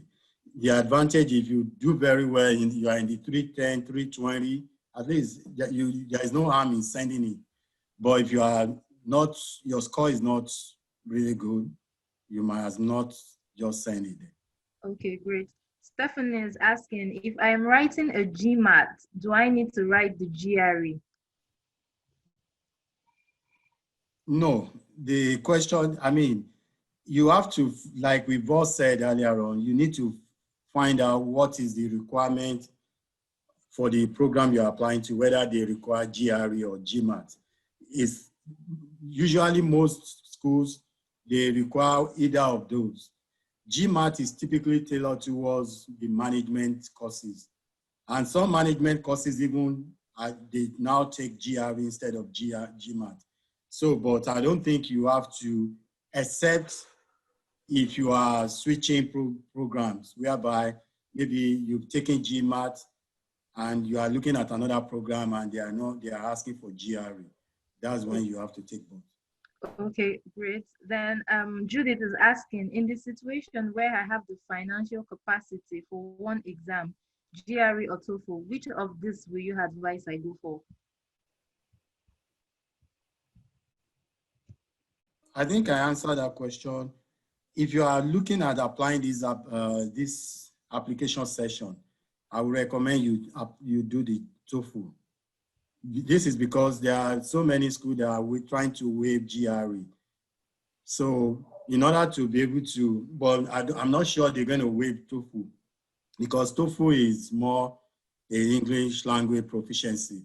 So if you don't have funding for GRE and TOEFL, my choice will be to take the TOEFL. That will put you in a path to be able to apply to some of the programs that do not require GRE. But again, if you have money to take both, please do take it and do very well. Okay, great. I guess this next question is for Dr. Kelechukwu. How do I get recommendations each time without disturbing the professors? Because you said it should not be generic. Also, is it okay to get recommendation letters from doctors too? Yes, so I started by saying that for someone to recommend you, it means you have a relationship with them. So relationship in the sense that if you are an undergrad and you never spoke, you never had any interaction with your professors, with your lecturers, then you appear from nowhere and say, oh, I'm applying for this program, I want you to give me a recommendation. That would be very difficult. A very good starting point, as long as you went to university in Nigeria, is your project supervisor. That is someone that somehow, if you did any form of research work or any form of research, like your bachelor thesis, they might help. And I wouldn't be bothered about that they don't have a PhD. at the end of the day, from what I know, what counts a lot on your recommendation is how somebody validates what you do with respect to what is required. So if somebody can write something very specific about you, your strength, and how you have used those strengths as required or as asked from the program, then that would give you a very good edge compared to one that is coming from the professor, even if it's the VC, that is like very generic. I mean, it doesn't really help you. And sometimes you could also get recommendation if allowed from your employer, right? So depending again on what is asked of you. And so my recommendation again is that you, if possible, talk to these people and draft the recommendation yourself, because a recommendation, to draft a good recommendation takes time. And imagine that somebody else has to do it for you. So if you draft it, send it, say something like, would you mind if I draft the recommendation based on the need of this program, and I will send it for your review? It's easier for someone to read and agree or not agree on what you have written than for them to do all the thinking, right, to make something very specific for you. Thank you. Please, let me just add a quick one line. Again, Dr. Kelechi has said a lot about that. But however, please, if you want people to write you recommendation, create relationship with them. Even if you had that relationship back in school, after you left school, send them a text without asking them for recommendation. Just keep in contact with them, because what you'll find out is you will need several recommendations. So calling somebody when you need it, I need this recommendation, doesn't make good judgment. But if you have a good relationship, like out of nowhere, I just want to check on you, I just want to check on your family. If you call that person several times that you need a recommendation, it's going to come true for you and write it for you. But if you never had time to speak to them or get in touch and you are just calling me every time when you need this, people will find it not too good to help you out. Yeah. So how can you create this relationship? You can do this by sending Happy New Month message, Merry Christmas, Happy New Week, and all sorts. I mean, it works. It works a whole lot. So, yeah, when you care about someone, they know, right? So it's not just sending messages for the sake of sending, but really building a relationship. And again, be more concerned about someone that you already have a relationship with from your university. Can I make a comment? Can I add to the one practical? Oh, I'm sorry, Afolabi. Yeah, so can I just a quick one here. Go ahead. One practical thing that has really helped me too is, if you ask me, I have a relationship with even my elementary teachers, school teachers, and that is like decades back. So I'm very intentional wherever I go, where, I mean, if I have to spend 1 minute, 1 hour, 1 year, 10 years, anywhere, part of my goal is to make a very sustainable, relationship. And that doesn't come just relating to people. You just have to be intentional. So my alma mater, which is FUTA, even though I left there many years ago, anytime I'm in Nigeria, I'm in Akure, I still stop by at the department. Despite the fact that I speak to many of my professors all the time, I put face to it. I can call on any of my professors, at least 60% of them, and they would respond. The same thing Ife. I did master at Ife, so wherever, even in Onyibo land, where we don't have the kind of culture that we have back at home, I engage some of my university professors. On their birthday, I write them birthday greetings, put it on. There are different ways you can do this. I completely agree with all our speakers. It is not the day you need something that you suddenly think you have to engage somebody. So the relationship you build today, or you built yesterday, is much easier to leverage on it than the one you are just trying to put together. Okay, great. So Mr. Falabi, in 30 seconds, please. Yes, I want to say that when you're applying to grad school, it's like looking for a job. Basically, you have to put your best forward.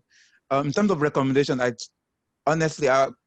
really agree to what Dr. Kelechi said, because I have a very bad example. So when my wife was trying to apply to grad school in the United States, she made a first class from UI, chemistry, then she went to Leeds. Then she applied to law of school in America for PhD, and somehow she got denied. Then the last school she applied to was University of Houston. I said, well, before you send all these recommendation letters, let's just open them up and see what was inside. And we were seeing that a lot of them came from Leeds. They were averagely written by these people. I was like, no, that's the problem. Tell them, call your UI professor, let them write it for you or draft it and send it to them, see what they're writing. Then we now apply. And she got that admission. So your recommendation letter is extremely Very important. Don't tell anybody that you don't trust to write it for you. Make sure you know the quality of that recommendation letter.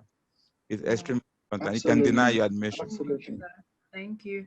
Someone is saying, what is your position on emailing multiple professors in the same department when looking for a supervisor? Okay, let me say this. When I was in Nigeria, I was always scared that if I email Professor A, will he not go and tell Professor B again and things like that? So I didn't do it. I thought it was like the Nigerian culture.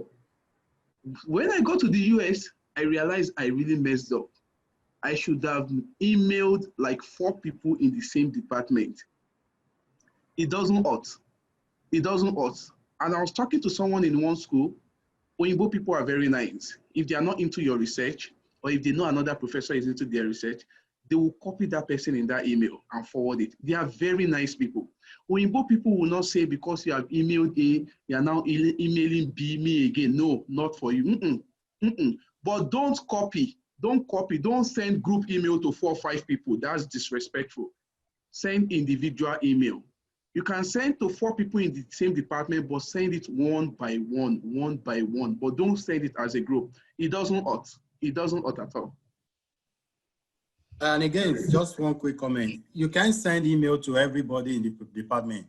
That's not practical. They are not, everybody in the department are not doing the same research you want to do.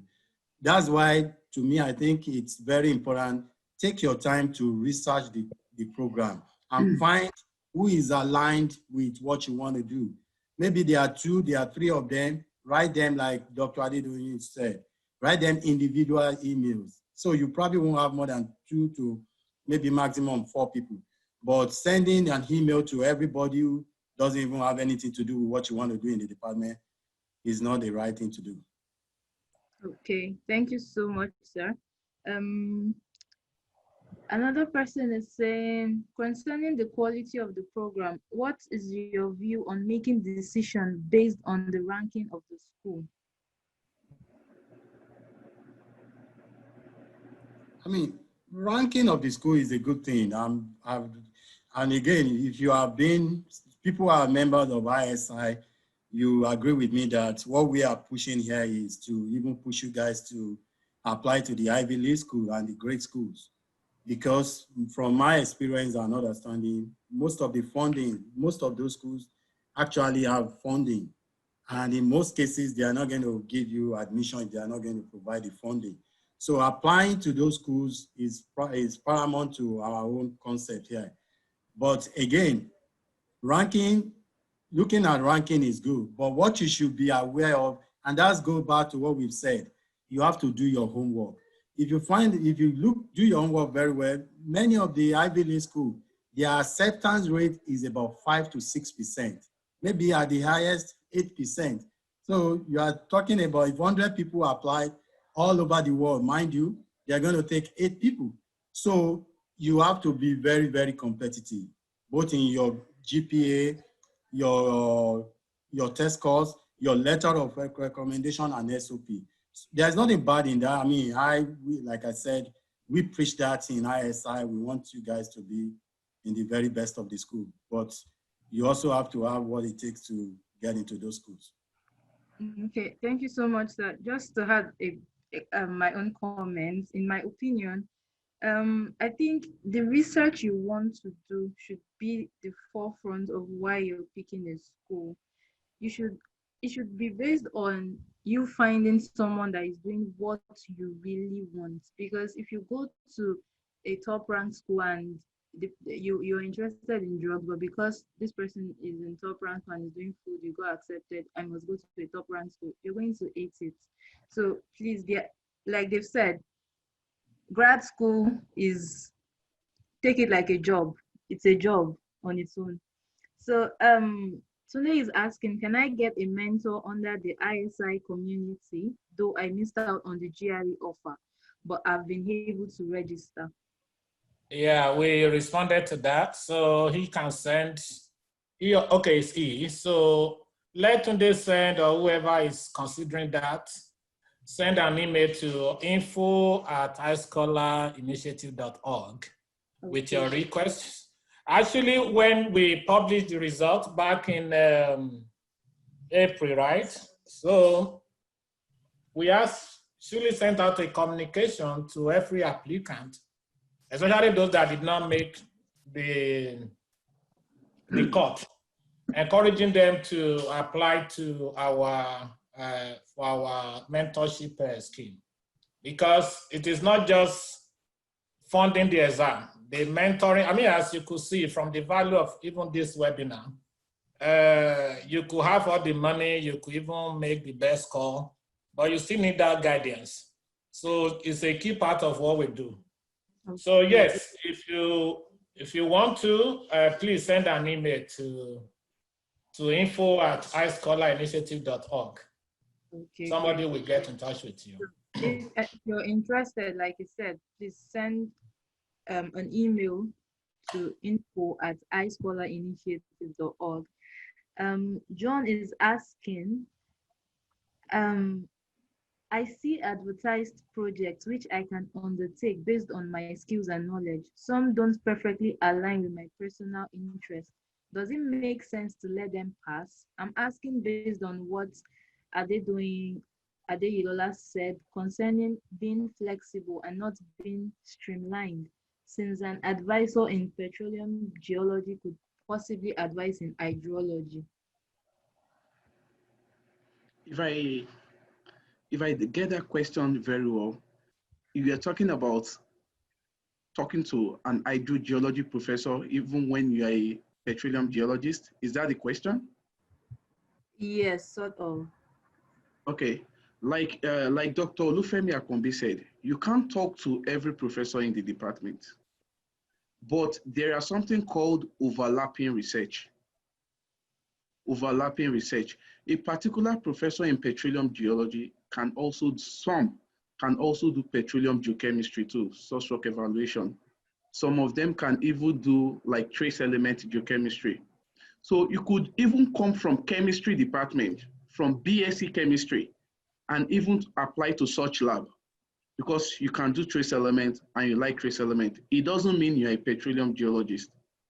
But you wouldn't come from chemistry department, like say you have BSc chemistry, and apply to a professor in hydrogeology. Like, it's not overlapping. As much as you want to spread your wings, at least you still have to overlap. You still have to show some interest and not something completely different. Like my present professor, she's a geophysicist. But the good thing about her is that she's more into petroleum geophysics. And now most of our work are more of petroleum geology and geomechanics. Even for her, it's a new field, but she has some overlapping research during her PhD. And that is why we can work together. I have a BSc in geology, MSc in geology, and now my PhD is more of geophysics and geomechanics. It's because there are overlapping research. If the PhD were to be PhD in physics, I wouldn't fit in for it, and I wouldn't even apply for it. Okay, great. Thank you so much. We have less than 10 minutes to go through all the questions, and there are still a whole lot yet. So I don't know if we can keep our responses to 30 seconds. Okay. Someone is asking, I'd like to ask, these days in trying to manage limited funds, people look towards China, South Korea, or other schools in Asia. Would this not affect the chances of getting research positions in the US and maybe Europe? I'm not sure this question is so clear.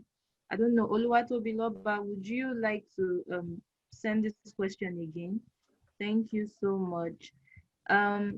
Someone is asking, do postdoctoral fellowships require GRE or TOEFL?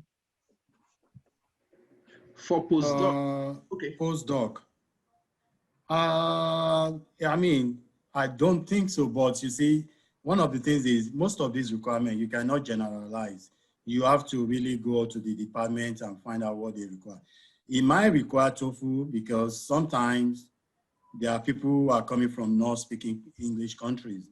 So, but again, you have to take time and check with the department. Okay, Adedo, you wanted to say something? Exactly. I wanted to say exactly what Dr. Akombe said. Okay, great. Ruth is asking, what if I have IELTS results? Can it be substituted with TOEFL? Recently, they've been doing that. Before, they don't do it. But again, communication is very, very important. Some schools don't accept IELTS. They just wrote TOEFL alone on their website, and you've written IELTS.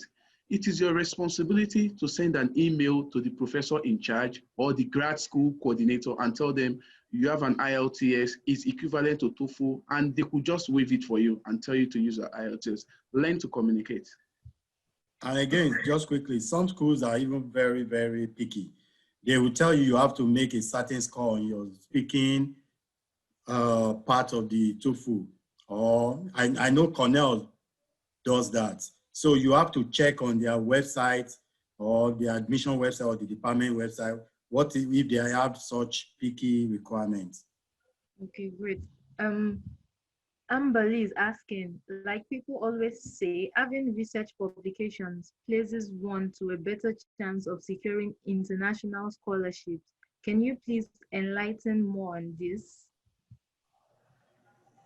I think to some extent, yes, but I've addressed this with some people before. You see, if you are looking at grad school in America, in the US, you don't really need a publication. But if you do have one, it's just going to come up on your SOP.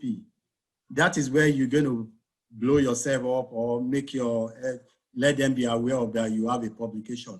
However, I've said it, if you take a look at the American system, many of the undergrad doesn't even have a research, not to talk of maybe a few, very few participate or, in conjunction with some professor write a paper.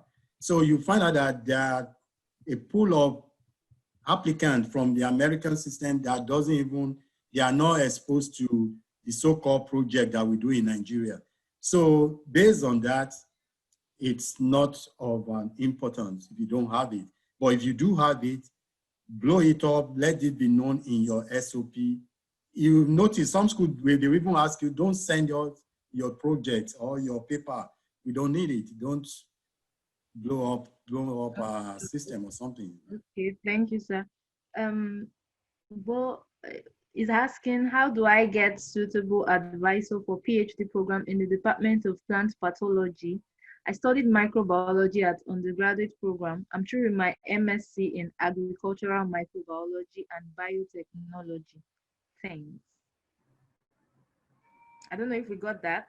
Yes, just I'm going to give a general answer. You see, one thing over the years that I've seen with applicants is the fact that the way we type of focus or describe our proposed cause of interest is a little bit different from how the setup is here in America. Sometimes you see a candidate will tell you, I want to do so and so type of research. But that type of research, they will go online and they will never find a school that offers it. Why? Especially when you talk of graduate school, what happens is in the US, most of it is generalized. Like you are doing a PhD in geophysics, you are doing a PhD in electrical engineering. However, when you get into this program, you then decide based on your conjunction with your professor on what specialization you want to do.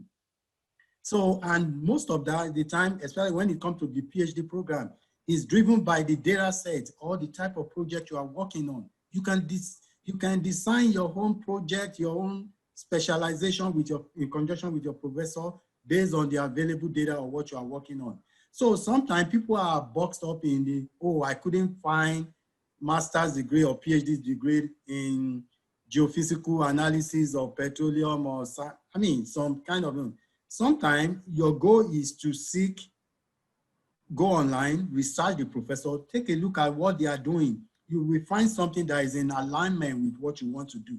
Then if you are able to get into that program, you can design your own specialization based on your own interest completely from what they have. Okay, great. Thank you so much, sir. Someone is asking, for people with a 2-2 grade, that is second class lower, what is their chance of getting admitted into the US? I must be sincere with you. I was always going to think it's a low chance before, but then it's not a death sentence. My friend made a 2-2 in GRE, a 2-2 in IFE. Yeah. Sorry, Sam. Maybe you will address this with it. It's because it's a similar question, and a lot of people have asked me about this, and I don't think I have the right answer. So I have a couple of, Nigerian graduates who had HND decision, top of their school, top of their department, everything. But again, maybe you want to kind of lump that with this particular question. I don't know if they are similar, but Okay. yeah, if you can address that, please. The chance for 2-2, I must be sincere with you. Your work will be much. There are chances, but this time around, what 2-2 used to get is research assistant, not teaching assistant, because teaching assistants are very qualified. And I tell you, you aim for average schools. You will not aim for Ivy League. I must be sincere with you. But this time around, you are not going to be relating with the department. You are going to be relating with a particular professor. Some professors don't care about your grade. You just want to care about, can you do this research? Can you? Then if you have a 2-2, you must be able to do some extra things like coding. Maybe imagine a geoscientist with a 2-2 that can code very well. Professors will like you. They want to bring you on board.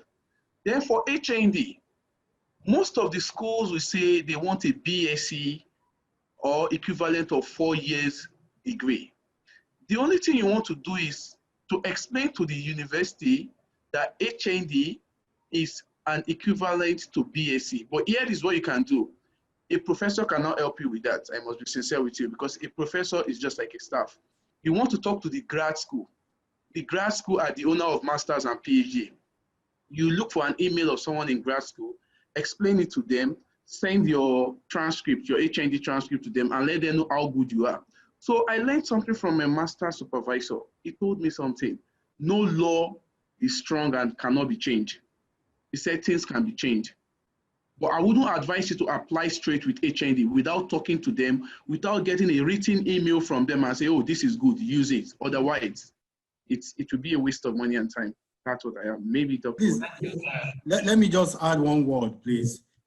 If you have a 2-2, like Dr. Adedoyin said, it's not a death sentence or an HND, but go ahead and do very well on your GRE. That's what this exam does. I have a guy that I mentored 10 years ago. This guy has a third class. He has a 2.1 GPA.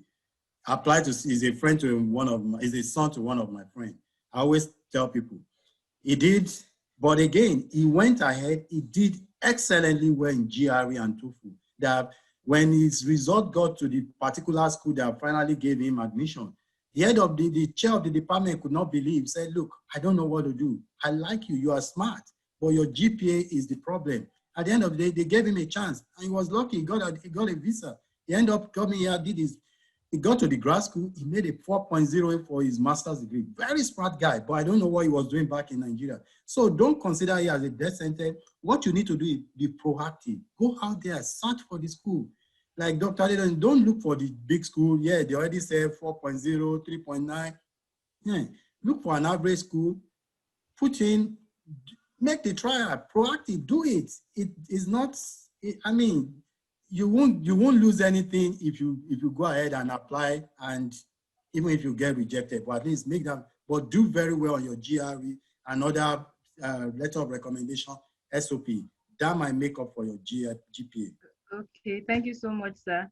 Oluwatobi has sent whether R or him question again. I am basically asking if maybe having to first get an MSc or PhD from Asian universities won't limit one's chance of working in research positions or as a postdoctoral researcher in the USA or Europe. I can take this. I don't think so. basically, if you did a PhD wherever, and if you want to apply for postdocs, right, you are going to be in contact directly with, say, a professor, and depending on how good your PhD research was, so this is what is going to be speaking out for you. So depending on how much work that you did in terms of the output, which is publications, and in what kind of journals that you have published, and also really like making contact. So I tell people, like, if you are in Asia or wherever doing your PhD, try to come into conferences, right? If it's possible for you to come to the US for conferences or to come to Europe for conferences, take that. And some of these conferences give funding, so you can actually apply for like travel support to attend conferences. And when you come to such conferences, it's an opportunity to network with those names, those big names in your field that you are planning in future to be able to connect. So definitely this is not a showstopper. Okay, But you need to align yourself to plan ahead. Okay, thank you so much. Someone is asking, but I don't know if we are supposed to take it. Why exactly is Nigeria not regarded as an English-speaking country? Look at the situation. Don't play yourself. If you go and get a recommendation, if you talk to the grad school and you request a waiver from the university saying because your undergraduate was taught in English, and you are able to convince them, and they say, oh, that's fine, don't write TOEFL, don't write IELTS, they taught you in English. You know where there is a problem? If you go to embassy for visa interview, and they ask you if you've written IELTS or TOEFL, and you say no, that enough can be a reason to reject you of your visa. So don't play yourself, don't play smart. It would be nice in your own interest, to write either of TOEFL or IELTS. Okay, great. Just quickly, it will take you longer time to get a waiver than to go and sit for that TOEFL if you have the funding. Go and do the TOEFL. Every time you're applying for TOEFL, for waiver in every school, it takes it takes months. So why don't you take the TOEFL? It covers every school. So I would advise take the TOEFL. Okay, great. We have we have a participant from India. She has good comments, or he has good comments for us. Someone is asking, as a first-class graduate, is it possible to apply and get a scholarship to PhD directly without necessarily doing an MSc first? I'll take this. Yes, it is very, very possible. You just have to do the work. Contact your graduate coordinator and ask. You need to communicate, like our speakers have been saying. Then we have comments about HND from some of our participants here. Samuel Adeleye says, for HND, do a WES, WES evaluation. Samuel, I don't know if you could, because someone is asking for you to explain. I don't know if you could unmute and maybe in 30 seconds, tell us something. Okay, we can go. Hi, everyone. I'm Samuel from New Jersey, United States. Yes, WES evaluation is what many people do that kind of convert your CGPA from Nigeria into a United States-based CGPA. So it changes your scale from wherever you're coming from to a 4-point scale. So I have seen people who have low GPAs of maybe 3-point-something. By the time they will do the WES evaluation, their CGPA will kind of improve, because what WES does is it uses the standard of your country, evaluate it into a United States standard, and then present it as a 4-year degree program. And in some cases, 5 years, as the case may be. So for those that comes with HND, usually what they do is they submit their ordinary OND and HND results as a complete file for WES evaluation, which will then be evaluated into a 4-year degree equivalent. And with that, they can get direct admission as any other person coming with bachelor's from anywhere in the world. I don't know if that helped. I posted a link for those who want to know what WES is. I posted a link in the chat. You can just pick it up and get to know how to do WES. The information is there on the website. Okay. And I also have one last thing to say, sorry to jump in. For those who, I mean, everyone might not be lucky as I was, because I didn't take the GRE, I didn't take the TOEFL, I didn't take IELTS. I got a fully funded fellowship, and I'm here in the United States. But like every other speaker said, your profile really has to speak for you. So you might not be able to get what I get, except you have the kind of profile I already have. So all these things work hand in hand with each other. And as far as your what do we call it, your application is strong enough, first degree, master's degree, wherever you're coming from, you can surely get a place. Okay, great. We're really running out of time. This will be the last question. It's still about getting a PhD directly with just the BSc degree.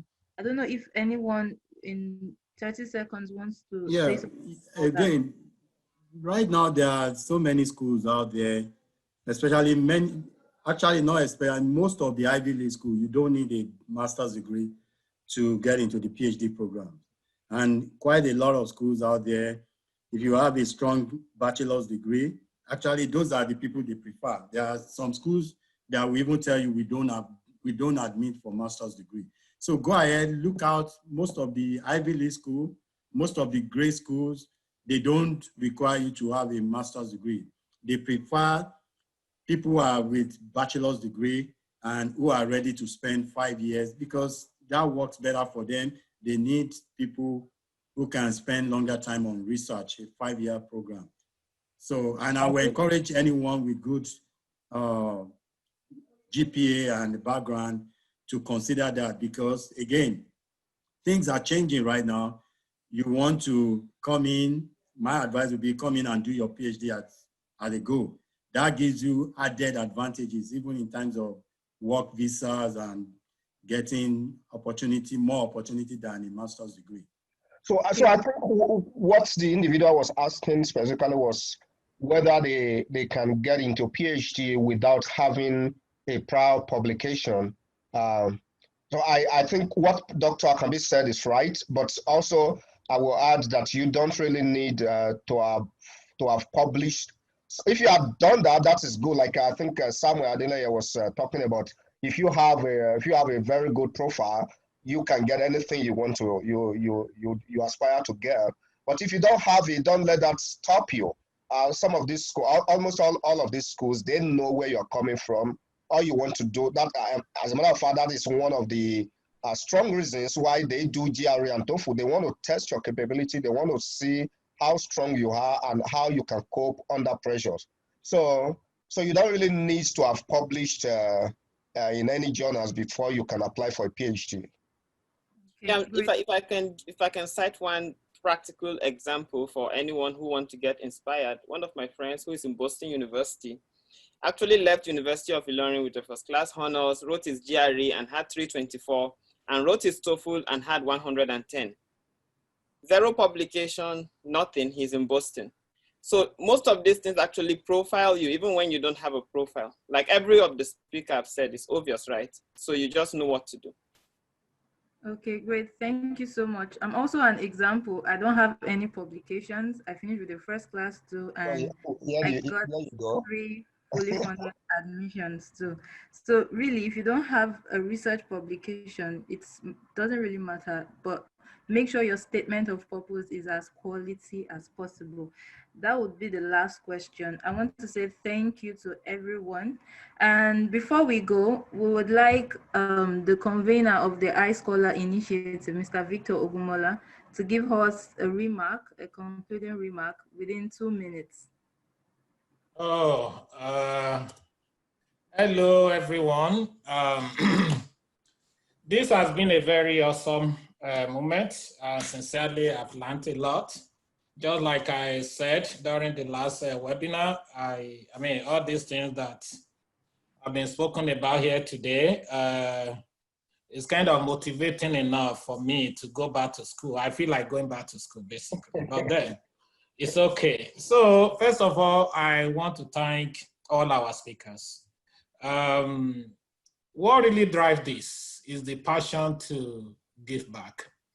Femi, our secretary, made a very impressive introduction about the reason why we are doing what we do.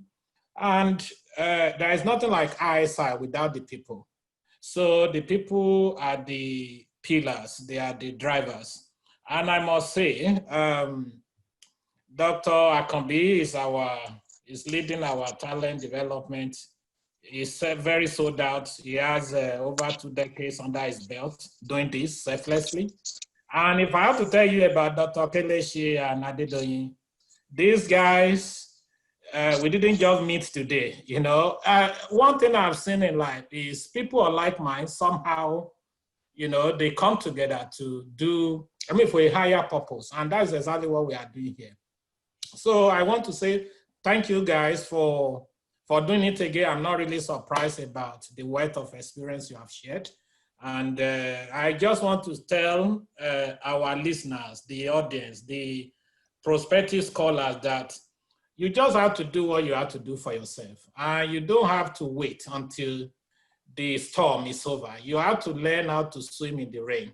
So what that means is you've been given a lot of stuff here. So it is on you to utilize this. It is on you to leverage on every nugget for success. I mean, like many of the speakers alluded to, 10 years ago, 20 years ago, 30 years ago, if we had similar opportunity, even 10% of what you guys are having today, maybe we will have gained more speed than we had. So it is a grace and it is an opportunity for you that you don't really want to blow. And I must sincerely say and thank Faidat and team. They are driving all this. And that is exactly the core of what we do. You know, some people paid it forward for us. So we are obliged to pay it forward for some people. And some people are already paying it forward, even though they themselves still decide to be paid for, you know. Faidat and her team, they are part of our 2019 scholars. See what they are doing already. So, and that is because in another couple of years, if people, like us, still want to be doing this, maybe we'll be at the background. So, we are really, really impressed and inspired by what you guys are doing. And everybody has the potential to do this, but it is not everybody that have the passion and the selflessness to do it.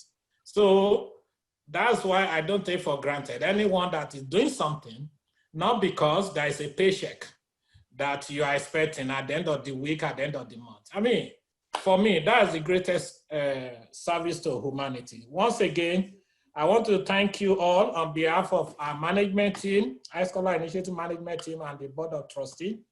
We say we are grateful, and I think Faidat just maybe, of course, maybe you still want to talk about that, but I think it is important that we complete the survey, the feedback survey, because it makes us, you know, better. We want to make sure, there's always a room for improvement, so we want to do this better next time.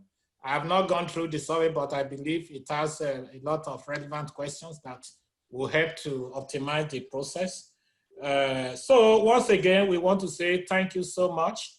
And again, please do all your best, do your due diligence. You could have been given a lot of, all of us went through undergraduate, but it is not everybody that is leveraging on whatever that has been deposited. So the few, it doesn't matter what you have been taught today, if you don't put it into use, God forbid, it will still be a waste of time. But I trust if you could, you have invested over 2 hours on this, and I know it is important to you, and you are going to make effective use of it. Thank you, guys. And Faidat, back to you, please. Okay, Thank you so much. And one last thing, I'm sorry, just our VP External Relation, because I know for our speakers, Joy Mbadugba must have been the one who actually got in touch with you. I just wanted to put that out there, and she's, you know, she also sent all our gratitude, and she's full of praises for this. So again, thank you so much. We are so grateful. Faidat, please. It has been an amazing session. I've sent the link to the feedback form. Please kindly fill the feedback form so we know where we can improve, and you can give us suggestions, ideas on the next webinar you would love us to have for you. Also, you can check our website. We post a whole lot. We post scholarship tips. If you check our website now, you'll see tips on selecting the right schools, tips on starting your graduate applications. We post opportunities too. Please follow us, and the recording for this session will be made available, if not today, tomorrow. You would get it in your emails. What else? So it's been great. I don't know if anyone wants to unmute and say something to ISI or say something to the speakers or to me. You might want to say something to me. Yeah, we really need to say something. Hi, can I say something, please? Yes, please go ahead. Hi, can I contribute? Can I say something? Hello, sir. Hello, everyone. I want to hear your voices.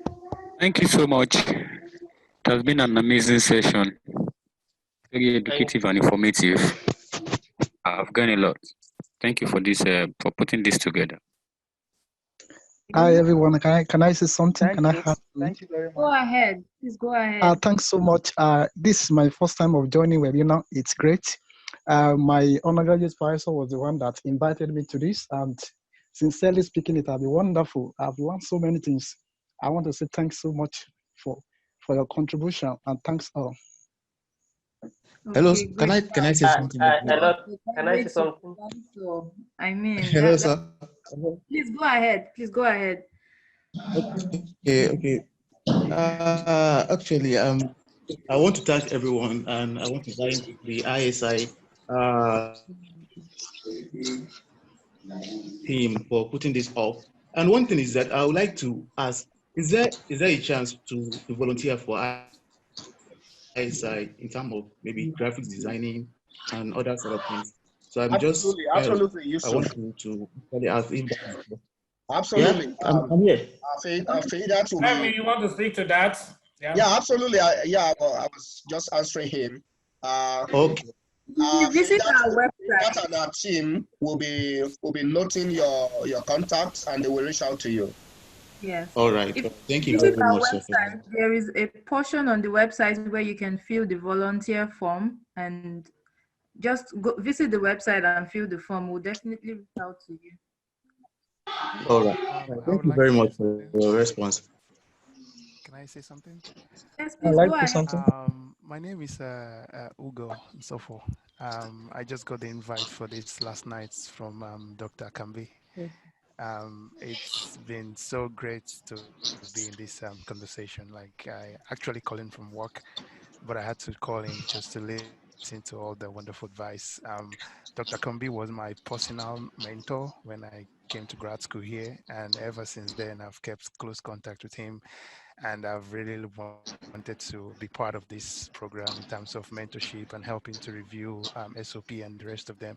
And to be frank, all the information you guys got here today, it's way, way, way more than what we got then, but we were able to do so much with it. And I'm very sure that you guys would even do better than what we do with all this information and all the guidance and support that you're getting from Dr. Akambi, Dr. Femi, Kelechi, and the rest of the guys. So I'm very happy I'm here today, and I want to, again, reaffirm my support for any tax that ISI would want to send my way next time, so that I can help to pass it on to the future judge. Great, thank you so much, Ugo. Please visit our website and please kindly fill the form or reach out to us via email. I know how to get in, don't worry. It's Ugo actually came 8 years ago. I mean, somebody, a friend, supported him and paid for his GRE and everything, just like what we were doing. But he's been, yeah, we'll reach out to him. I think he works for Intel right now. Who wants to say something? Are you saying I'm the only female here?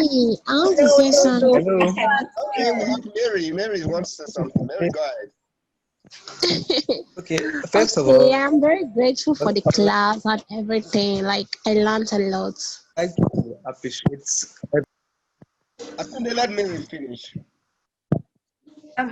Tunde, okay, Mary, go ahead, please.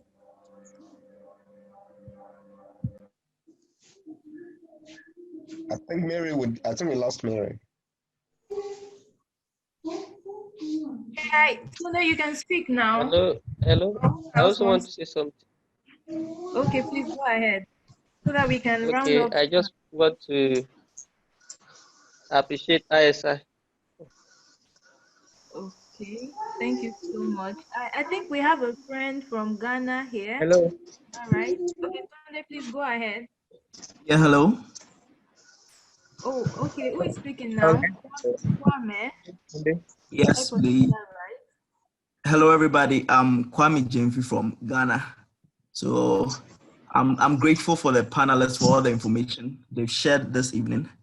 I've actually been contemplating whether to write the GRE or not, but I think this evening it has been clear, and I'm resolute that I definitely have to write the GRE and focus on the application. So thanks very much for the education.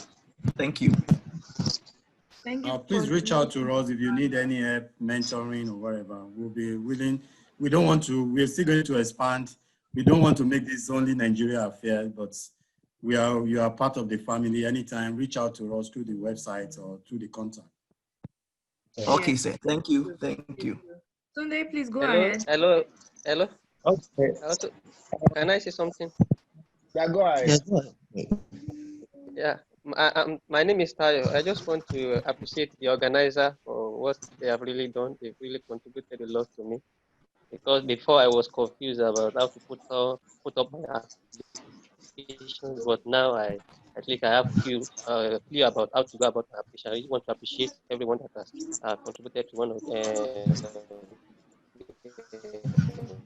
Oh, I think your network program. is. I pray that God will bless you in Jesus. Amen. Thank you. Amen.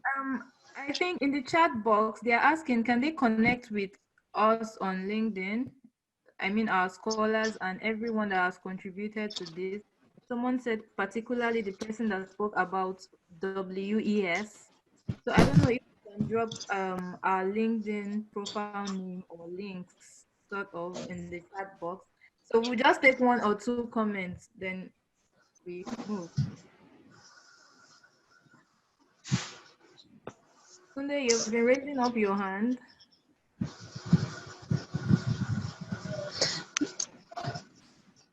Okay. Hi, guys. Okay, hello, Mary.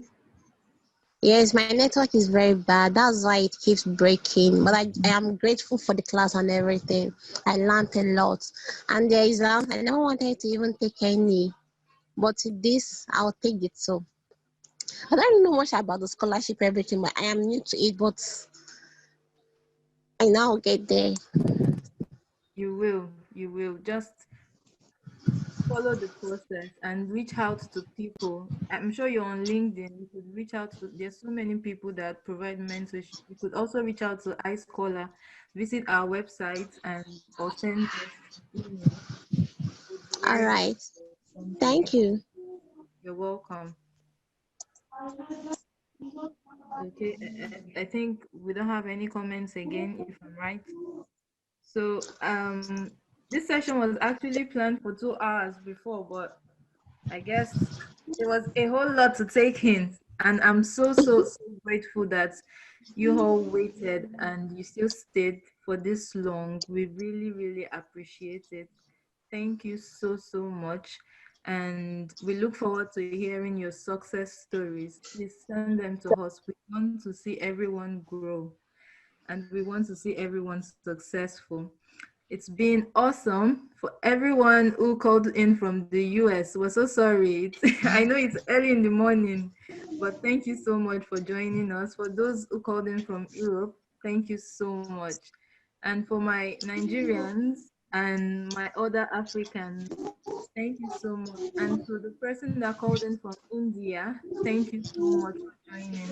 Please, you can always reach out to us via our website or our email or our LinkedIn. The LinkedIn profile has been posted. Always reach out to us. We will be so glad to listen to you. Thank you so much. Have a great night in Nigeria and Africa. Have a great day Thank you very much. in the US.